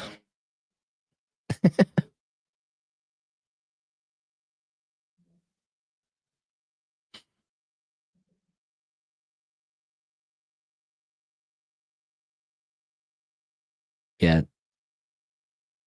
Week-long bang. Yeah, there you go. No, just the beginning part, probably, right? And then he started putting place things on Earth on specific things, you know. But yeah, I want to skip forward. I'm gonna play another couple minutes, and then I want to go to the end and play this for you as well. Is not wrong. Now, the funny thing is, he said people come back to life all the time. He's correct. But that wouldn't be a miracle, would it? Still, it's enough for people to believe that it actually happened. Then we can have a scientific, secular view of what Jesus is, in that he's a man who preached this new view of Judaism, essentially, of Christianity, what it came to be. And when they crucified and stabbed him, some have argued, these are secular individuals, he didn't actually die. He was comatose. And when they put him in the cold, dark cave, it slowed down his functions so that he didn't bleed out and die instantly, allowing him to recover a little bit and then escape and run away. Or, if you were of the faith, he died. And then on the third day, he was resurrected. That's a miracle. The other one is just someone trying to explain it.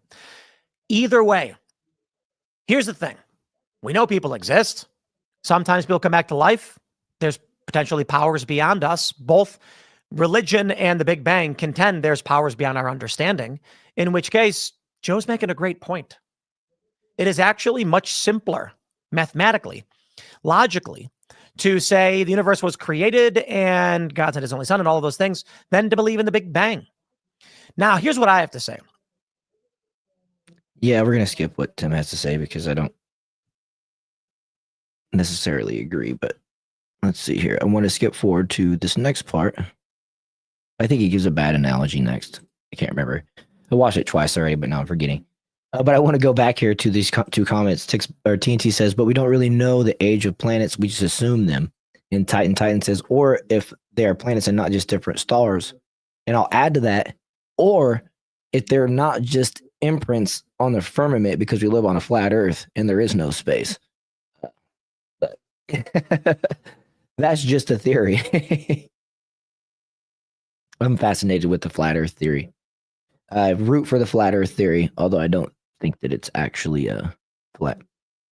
But I love the flat Earth theory because it suggests that if the Earth is under a dome, it 100% suggests a creator. And the argument would shift from, is there a God, to which God is the real God? And so, I don't know. It would still be a battle, I guess.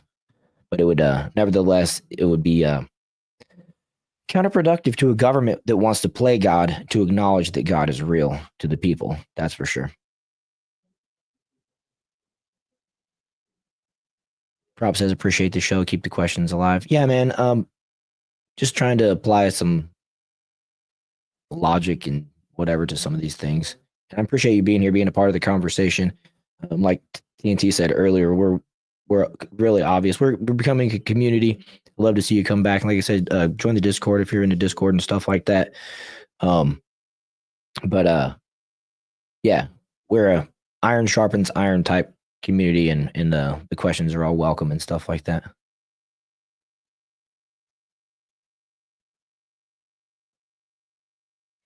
Titan said, enough people agreed with the totality, different people, different theory of gravity tomorrow. Yeah, it would change.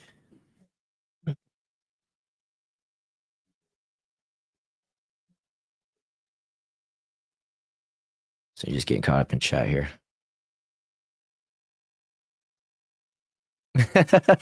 He cracked me up. The God of bourbon and tits would be my choice, but I stand with the real one. My question of which God is the real God. That's great. I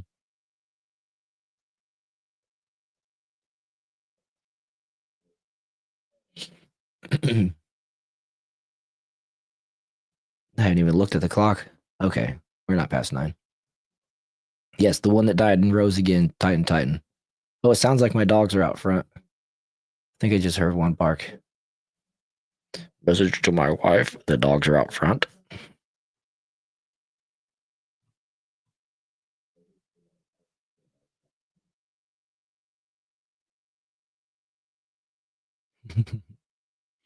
All right. So I wanted to skip forward to the end because then he reads a couple articles here about the Gen Z and the youth, kind of this revival thing is going on. exactly what I was arguing with Ian about. Now, a lot of people who are secular say that's just from It's Always Sunny in Philadelphia. No, it is an extremely common grade school level religious study point that is made all the time. And It's Always Sunny was making a joke. Basically, you had, Mac, who's religious, being like, how do you actually know any of these things? And then the argument is, I read it in a science book and they had the pictures. And then he goes, oh, I read in a book that Jesus was the Son of God and he rose from death. He was resurrected. And it says, yeah, well, I have a scientist who told me, it's like, oh, a man you just believe to be right wearing a white robe. Well, a man in a white robe told me. That's the point. None of these people have actually done the scientific tests. Take a look at this. No sex, no booze. We're off to church. Gen Z have found God from the times.com. A YouGov study has revealed that young adults, particularly men, are going to church in increasing numbers. So what's behind this resurgence in faith? Hannah Evans meets the new 20-something Christians. Interesting. Here's one from Barna. 52% of teens are very motivated to learn about Jesus. I'll tell you, I'm still biased towards the science. I'll admit it. Big Bang's a miracle. But to be fair, for all the miracles of physics and reality, I don't think any of it disproves God. In fact, I think it is all mathematically evidence towards a God. Maybe the universe is God, or God is the logic and the logos that composes all of existence. Who knows? I don't. Some people think they know. And none of that means Jesus could not have been here and all that stuff maybe actually happened.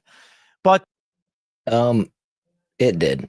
And what I believe what this article is missing and what this story is missing is that I got some notes over here actually about this Rogan thing. Let me see here.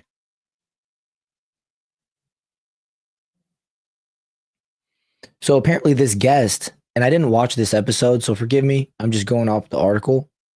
But let's see here.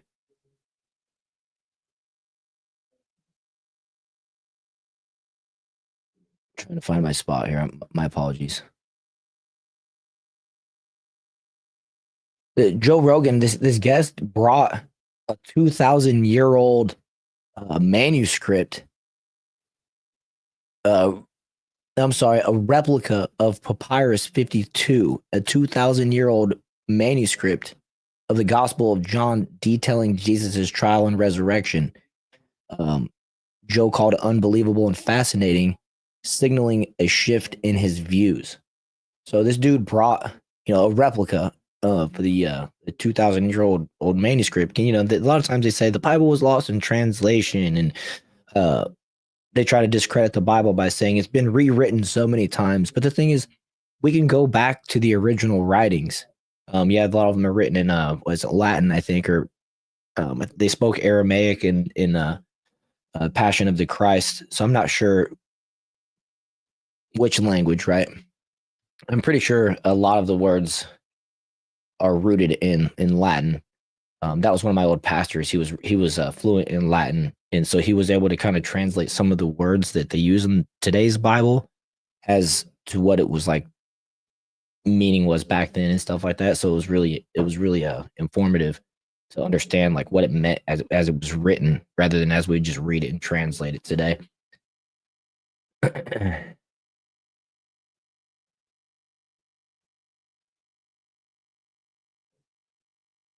Well, let's see here.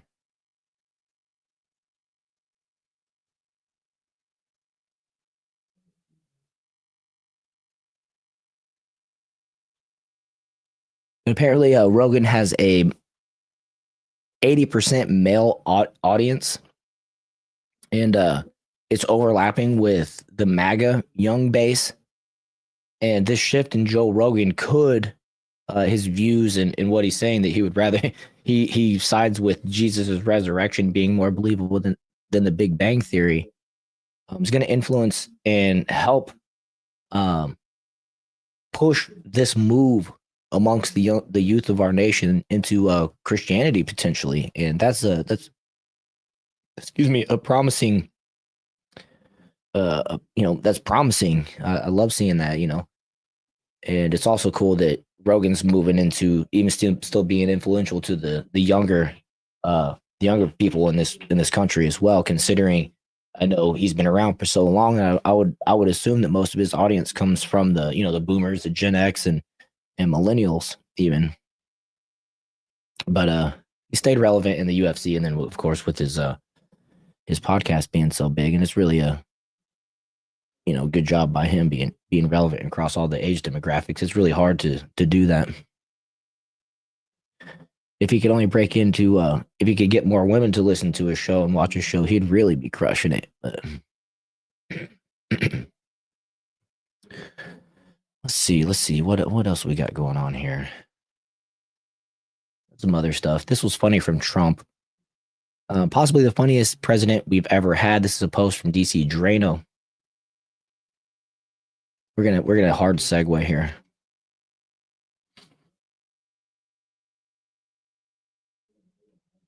Tix Bomber. Actually, I'm gonna go to chat here and just get caught up for you guys. I like keeping up with you when I can.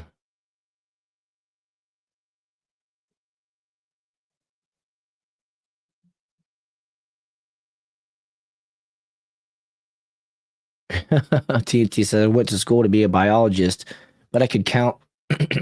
Sorry. I went to school to be a biologist so I could count endangered fish in a small creek, or in small creeks, excuse me. Instead, they wanted to teach me that white people are bad. F science, right? You remember, God invented science too. I think it's funny when they try to use science to disprove God, and it's like, God invented that, right? But Tix Bomber says it's pretty easy to make the argument that God could have been responsible for the Big Bang. Science is never going to be able to prove why all four fundamental physics forces we know today decided to initially combine into what created the Big Bang. Yeah, exactly. And why isn't it still happening? You think it would be like happening on some kind of scale, not just like a one-time one-off. I don't know. Maybe, but maybe that's what new stars being born isn't even the same thing.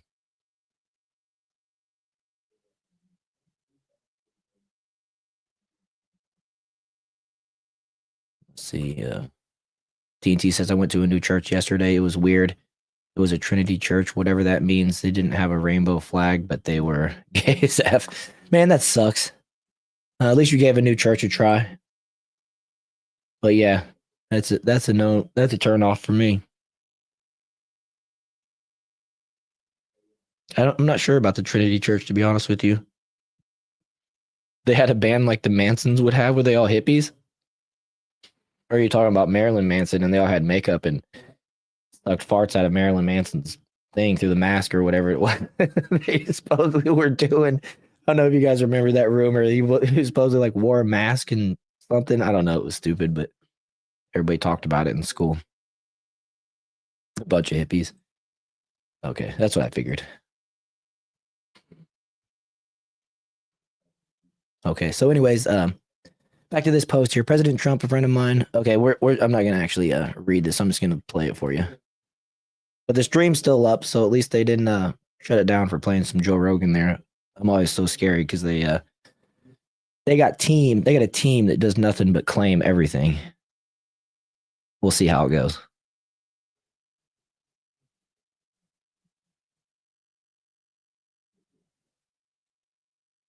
All right, sorry, I was reading this chat. I mean, I'll tell you a story. A friend of mine who's a businessman, very, very, very top guy. Most of you would have heard of him. A highly neurotic, brilliant businessman, seriously overweight, and he takes the fat shot drug. And he called me up, and he said, President, he calls me, he used to call me Donald, now he calls me President, so that's nice respect. But he's a rough guy, smart guy, very successful, very rich. I wouldn't even know how we would know this, but because he's got comments. President, could I ask you a question? What? I'm in London, and I just paid for this damn fat drug I take. I said, it's not working. He said, I just paid $88. And he just sneaks that in there. It's not working. So good. You love how Trump is, man. He's just a guy's guy. New York, I pay $1,300. What the hell is going on? I'm going to go back because I cut that off. I'm going to go back so you guys can get the context there. And in New York, I pay. It's not working. He said, I just paid $88. And in New York, I pay $1,300. What the hell is going on?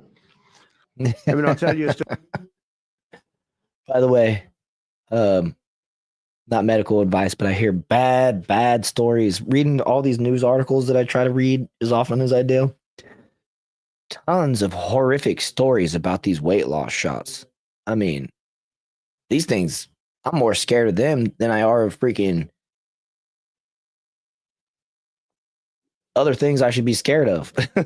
Let's just say that. I mean, yeah, it's, we actually know somebody who perished. And, you know, for risk of anything else, that's where I'll just leave that. But, it's, yeah, those things are all over the place too. They're advertising these fat shots on, Snapchat. I mean, who's on Snapchat? Mostly young people. I hate how they're doing the marketing to the youth with all these new like plastic surgeries and get fit quick type of, you know, stupid schemes, which really isn't even get fit. It's get skinny quick, or, you know, they got these young women doing injections and Botox and things that they don't need. And I'm scared for them in their futures when they get older, how that's going to work out for them, whether they're, you know, it turn into a lifelong patient because they have to maintain, or if they, you know, their face falls apart, like what Brandy Glanville's face is happening. I don't know if you guys know who she is. She was one of the housewives of Beverly Hills, and I don't know if she's famous for anything else, but I read these articles, like I said, and they talk about it all the time. And I've read multiple articles about this woman, and she got some kind of flesh-eating bacteria in one of her face injections, and her face is like caving in, and she used to be really pretty, and now she's not so much, and I feel terrible for her, but you know, that's pretty, it's just I don't know. they got us so vain nowadays, and it's crazy because with all the filters that they have on Snapchat and all the, you know, things you post a selfie to, it's like you don't even need to do the plastic surgery. It's just put the filter on, take your picture. It'll remove the wrinkles for you in the filter. Titan says that happened to your ex. She's a lifelong patient now. Yeah, I mean, it's crazy, dude. But bro, yeah, TNT, flesh-eating bacteria is scary. Scary, dude.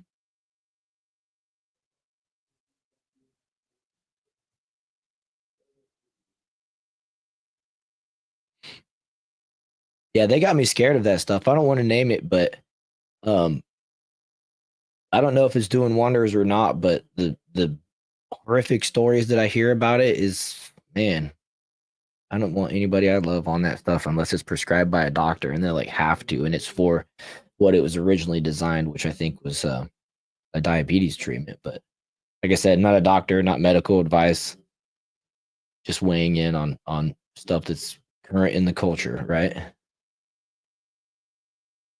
Yeah, they always got the catchy little catchphrase.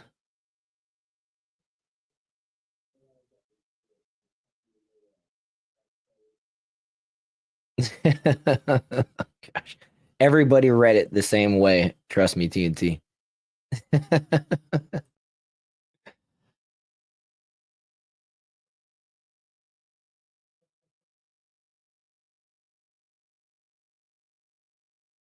You see a lot of positive support for Trump under this post here. What else we got? We got another one here. Oh yeah, what do you guys think about this jet? You guys heard about this? Have you seen this? Have you heard about this? This jet that was given to Donald Trump from Qatar.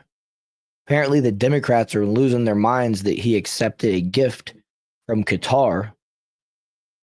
But Trump is basically saying that it's from or for the administration or something. It's not for him. It's a luxury 747 jumbo jet, and he's going to use it as is Air Force One. They got it for free, of course, as a gift. The Democrats are complaining, but I saw a post from Tim Pool that said, no, everybody's complaining. But my reason for complaining is, yeah, Chris says it was given to the United States. Oh, and what's up, Chris? I didn't see you pop in. Good to see you. I knew you said you had some family stuff that you're dealing with or whatever.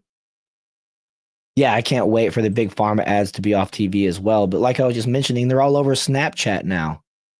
You scroll through like stories on Snapchat, and you get the fat shot that's the one that starts with the T. I can't remember what it was called, but I'm not even going to say it really. But the reason I don't want him flying in this jet is because it was a gift from Qatar. I guess it was built in the United States, but still, let's be cautious with our MAGA president's life here, you know. But it comes with a video. I'm not even sure what's in the video. Okay, it's just a video of the picture. I mean, it looks nice. I mean, it's like a triple decker. I don't even know. Like, I guess you got to have space for all the luggage for all those 2 levels of people that go on there. So all this underbelly would still be for storage, but two floors of seating. It's pretty impressive.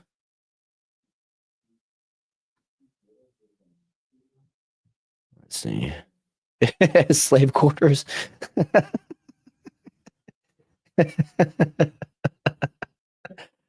Oh, TNT. Crack me up, bro. But yeah, this is pretty wild. Of course, anything that's Trump, Democrats are going to complain.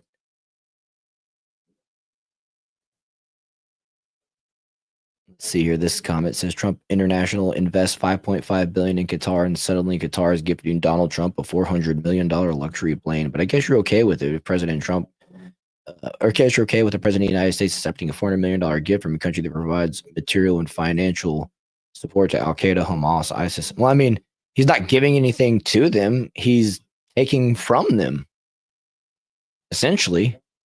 My thing is, like I said, he should just, that should just be the loaner. It's not actually the one that he should be flying in. Although, like you said, TNT is beautiful. That thing is a massive sight to be seen. Probably flies overhead.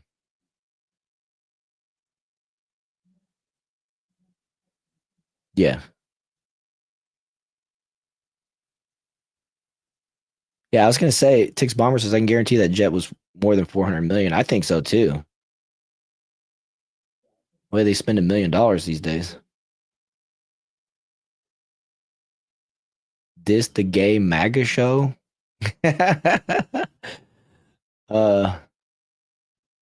New phone, who dis? Did you dial 2 for fucking Spanish?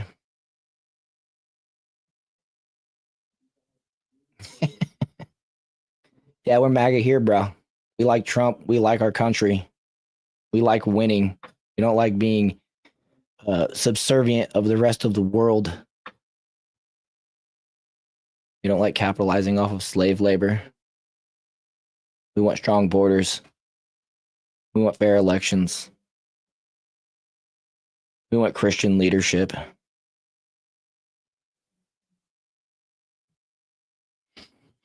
So, yeah. Thanks for commenting and helping out the show, though. Every comment helps tell the algorithm that people enjoy this. So make sure you hit the like button on your way out as well.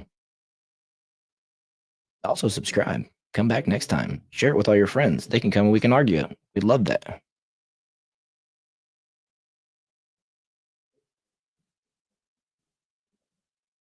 Six Bomber says the bare bones 747 costs $240 million by itself. That's with no interior.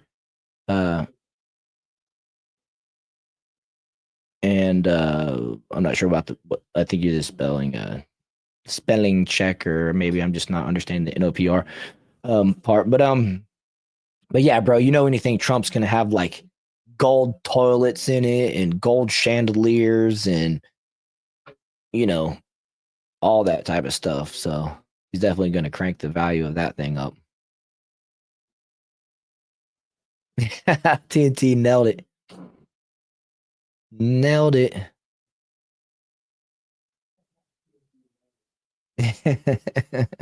What are you, a homophobe? You called this the gay MAGA show, bro.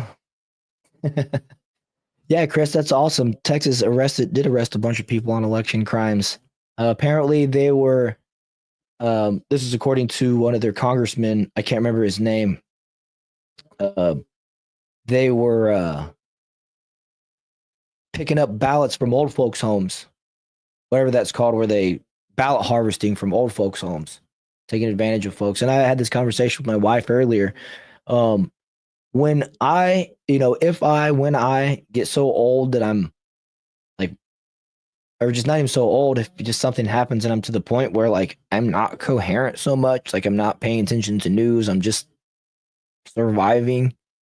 I don't want to vote. I don't want somebody to vote for me, right? And I don't know if you guys agree with that or not, but I just, even if it's, I don't want somebody to vote for me, even if it's the stuff I would have voted for. It's just, I'm not in it. I'm not in the game. I'm just trying to survive at that point.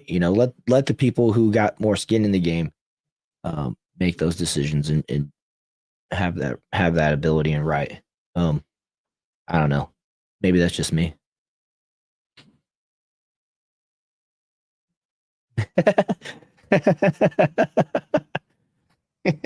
Hey, you guys heard my wife talk earlier. Come on now.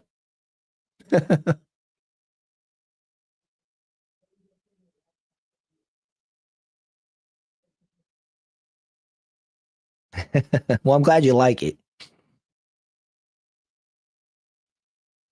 But you kind of talk like you didn't really graduate second grade or past second grade. I know you don't graduate second grade. Now I'm an idiot. You're making me dumber for having conversation with you, bro.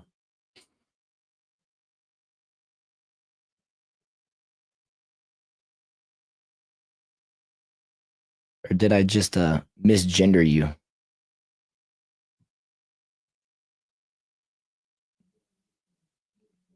So what else we got here? Oh yeah. Major breakthrough in U.S.-China trade negotiations. The U.S. trade standoff just ended with a historic 90-day agreement. Chinese officials made 3 major concessions. The media isn't reporting. And we got this thread here.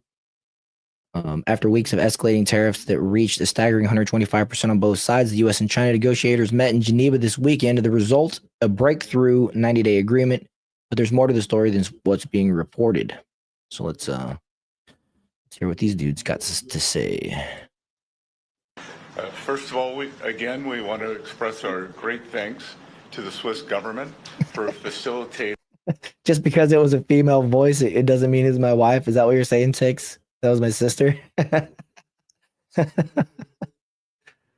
That's good stuff. You guys crack me up. Yeah, that was a good one. This trade meeting here in Geneva.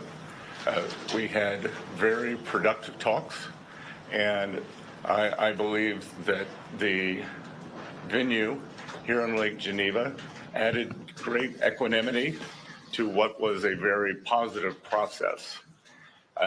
We have reached an agreement on a 90-day pause and substantially moved down the tariff levels. Both sides on the reciprocal tariffs will move their tariffs down 115%. First of all, wait, what was those numbers again? I'm sorry, I'm going to replay the end of that. Both sides on the reciprocal tariffs will move their tariffs down 115%. Okay. Both sides are going to move down 115%. They were 125. Thought I saw different numbers than that before. Let me double check here.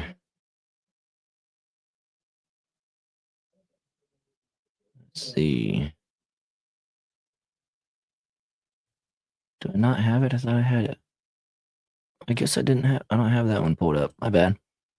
I thought I saw the numbers were Trump was still implementing a 30% tariff on China, and they're implementing a 10 or maybe it was a 15% on us, but I could be wrong. Let's just follow this thread. He continues and said, let's rewind to understand why this matters. On April 2nd, Trump imposed reciprocal tariffs under the America First policy. China was assigned a 34% rate. Unlike other countries, China chose to fight back.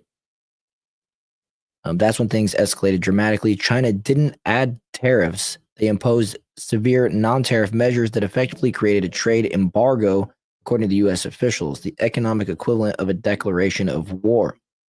So both sides kept rising tariffs until they hit a crippling 125%, creating an unsustainable situation that threatened global trade. This is when something unexpected happened. China blinked. That's right. Because Trump is a winner.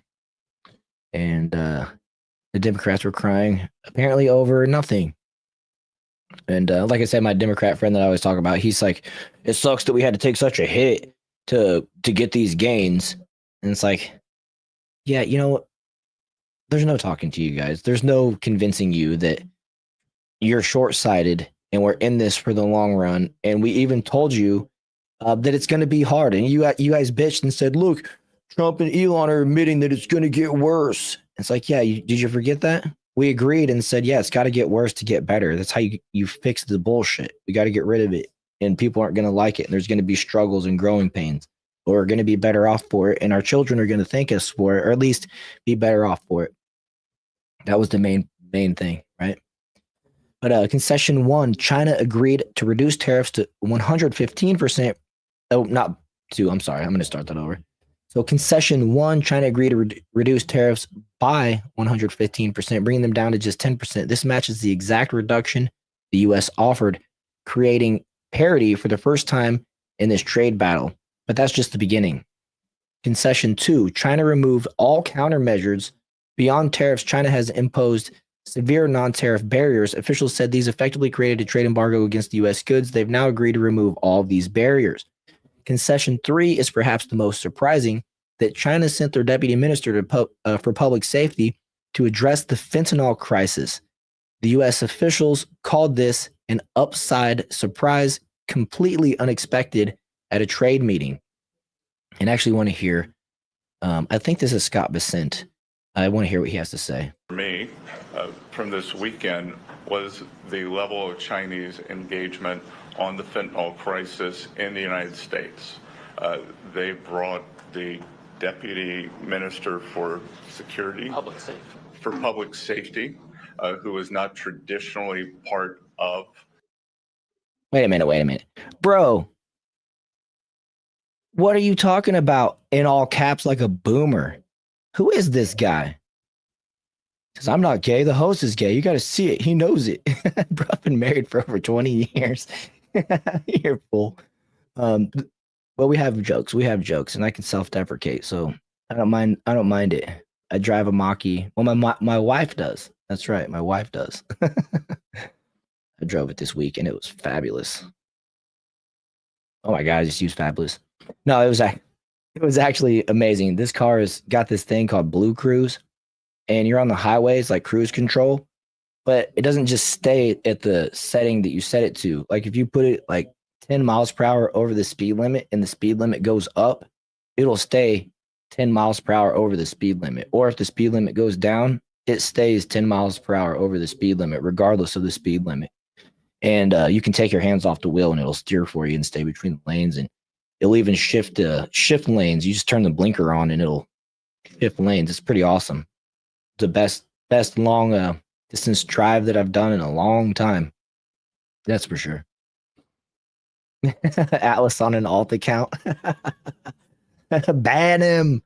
Atlas, what up, dude? You're still around. I promise it's not my burner. That's good stuff, dude. My burner is literally Atlas burner. That's cool. You have a life partner for 20 years. Stop lying, wife. Guy's pretty accurate, though. Oh, you guys are cracking me up.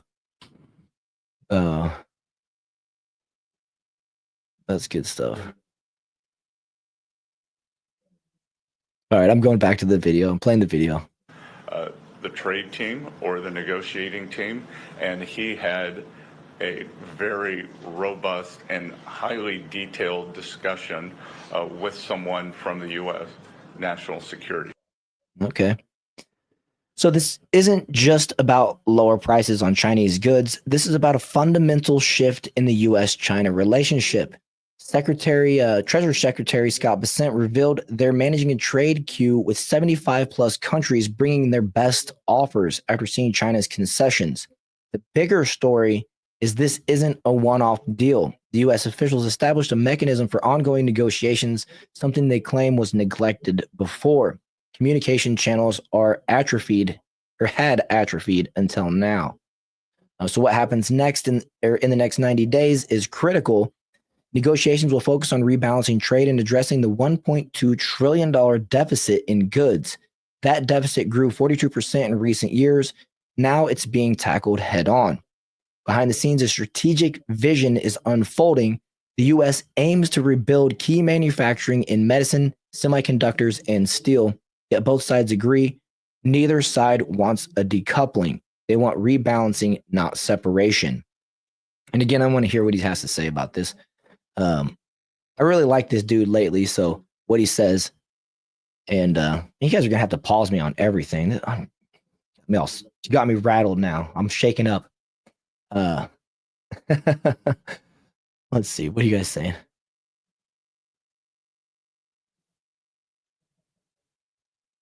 Remember when World did that video, Black Betty? I didn't do that. You won't be disappointed if you Google it. That's funny. Okay, I'm going to hear this. A strategic rebalancing in many areas that were exposed as supply chain weaknesses during COVID, whether it's medicines, whether it's semiconductors, steel, we've identified 5 or 6 strategic industries and supply chain vulnerabilities, and we will continue moving toward U.S. independence or reliable supplies from allies on those. But the consensus from both delegations this weekend is neither side wants a decoupling. And what had occurred with these very high tariffs, as Ambassador Greer said, was the equivalent of an embargo, and neither side wants that. We do want trade. We want more balanced trade, and I think that both sides are committed to achieving that. We would like to see China open to more U.S. goods. We expect that as the negotiations proceed, that there will also be a possibility of purchase agreements to pull what is our largest bilateral trade deficit into balance that has gotten out of balance.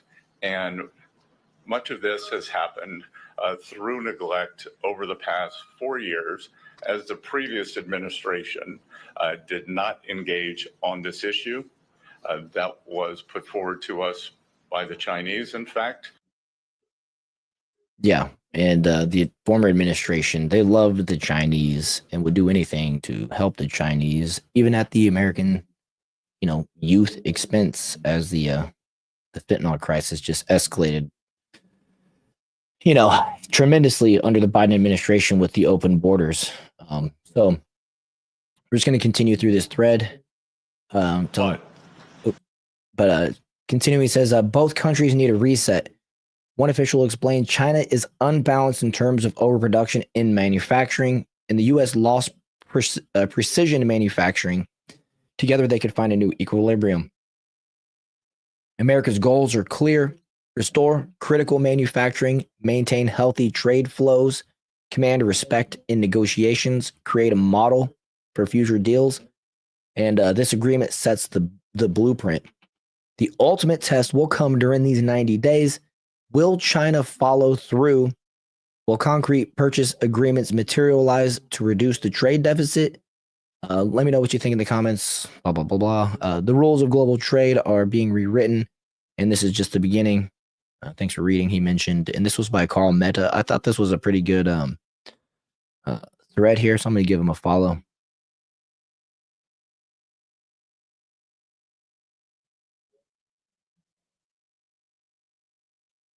So yeah, that's pretty much the update on where the China-U.S. trade agreement stands. At least as far as we know, that was 11 hours ago, so there might have been a bit of an update, but they're gonna work on this for 90 days, right? Or 85 days or something like that. You know, got 90 days to the goal.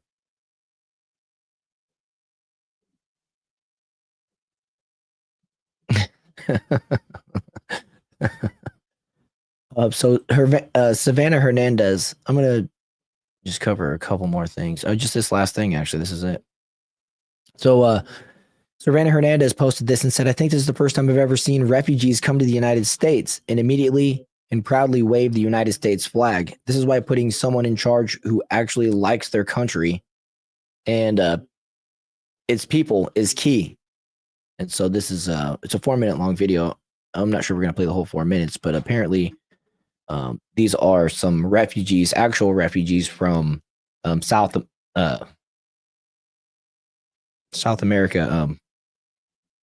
Oh gosh, these are some of the farmers in South America, right? What's it called? The south part of I'm drawing a blank on it. Anyways, here we'll just play this video.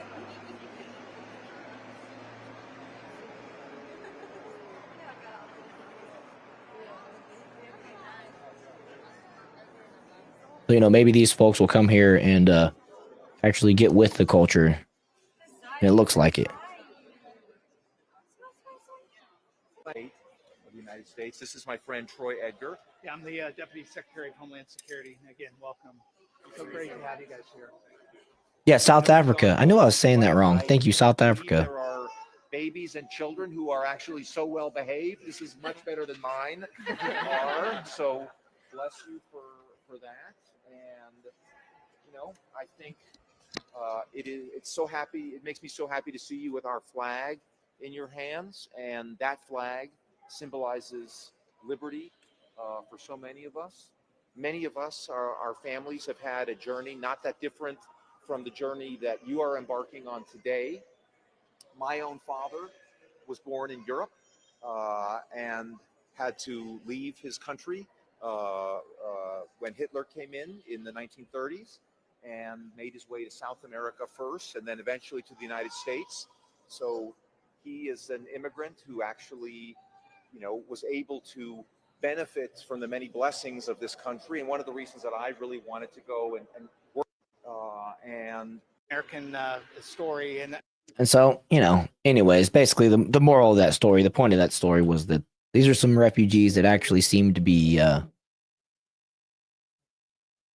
little bit different than the ones that we're used to receiving under the previous administration, right? And not just going off their skin color, talking about their perspective on life and with what's going on there in South Africa with the white farmers being all basically murdered and stuff like that. And it's been a bad scenario for those folks. And it's, you know, nice to see these folks waving some American flags and happy to be here.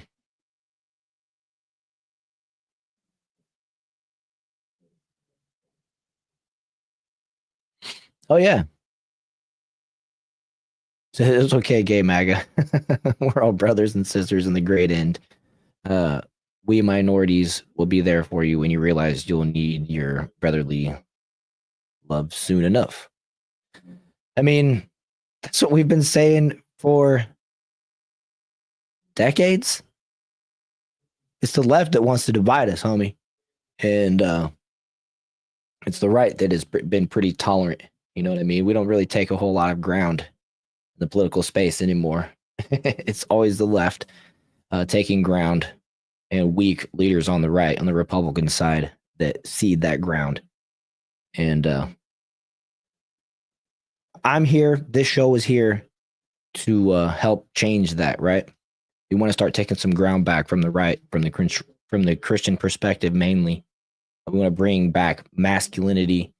We want to teach folks that, you know, masculinity is not toxic. They added that toxic moniker to it to try to bring men down and weaken us and soften us, and it's worked.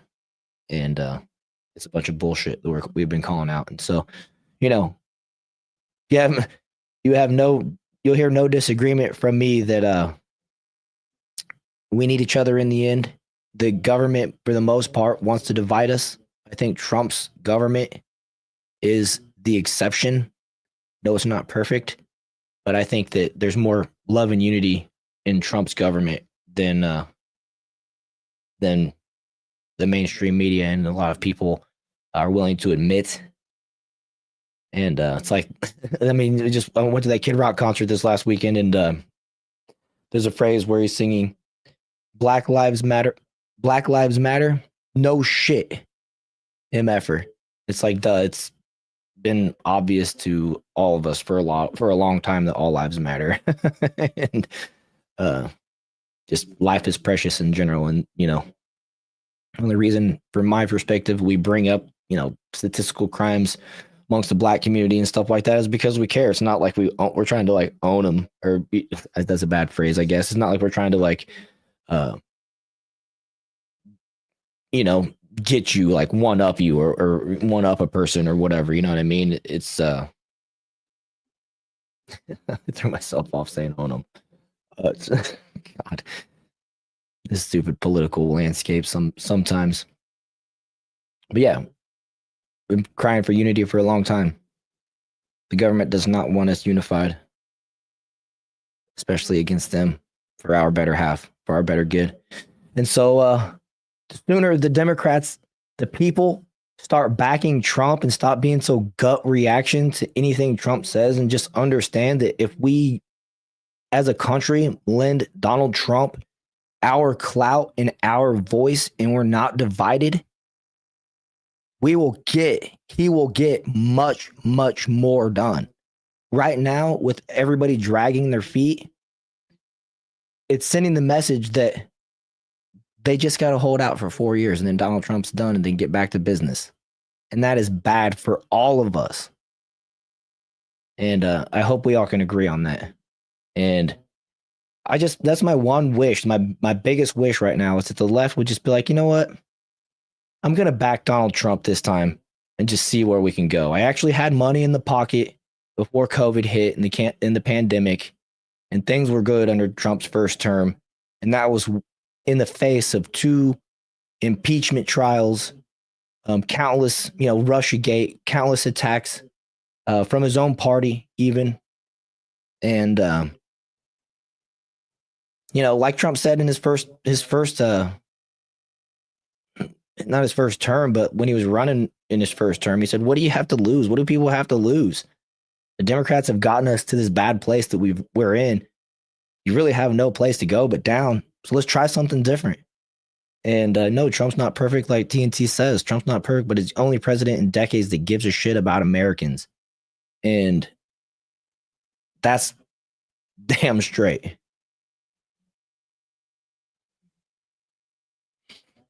They say nice, a gay MAGA show where the primary audience is in South of Africa. Dream come true.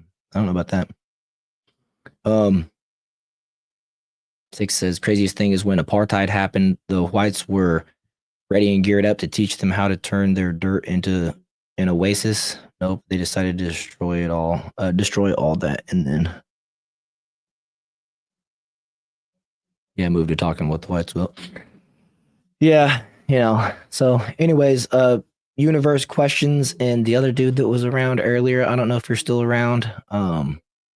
Appreciate you guys for being here, and come back. And even if you don't agree, we need some adversity. We need some questions. We need some conversation to go on, and that's the only way we're really going to come together. And so I appreciate it that you guys stuck around and maybe not agreed, but also were willing to listen. So make sure you do hit that subscribe button. Also like the show. Normally it's a 2-man show. My co-host is Atlas Thugged. He's been in chat, but he's on vacation with his family right now.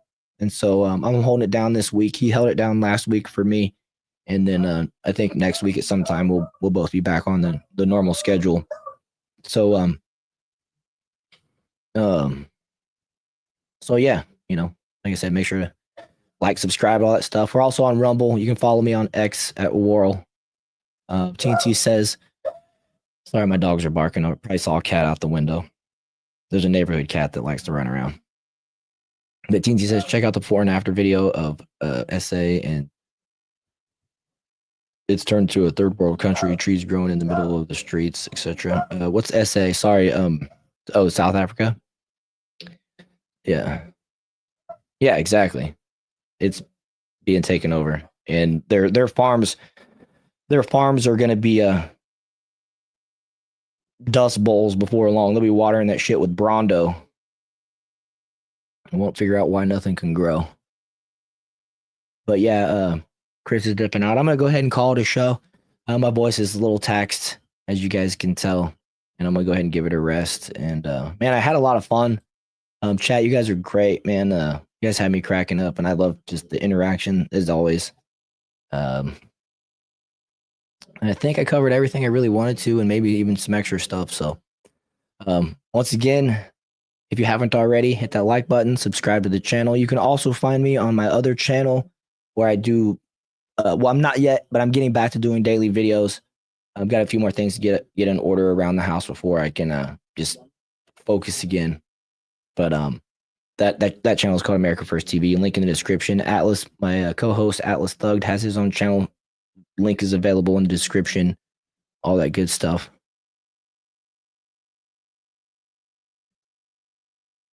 Yeah, that's what happened the first time.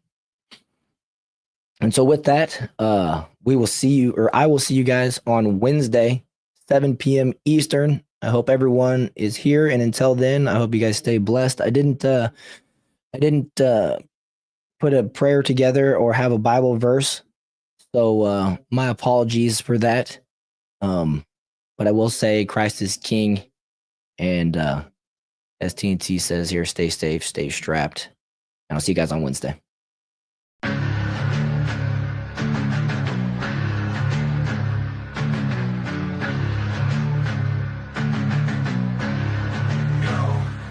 With war rolling at the thug, we here to bring the truth. Jar open this podcast, we breaking through the fake news. They try to silence us, but we will be subdued.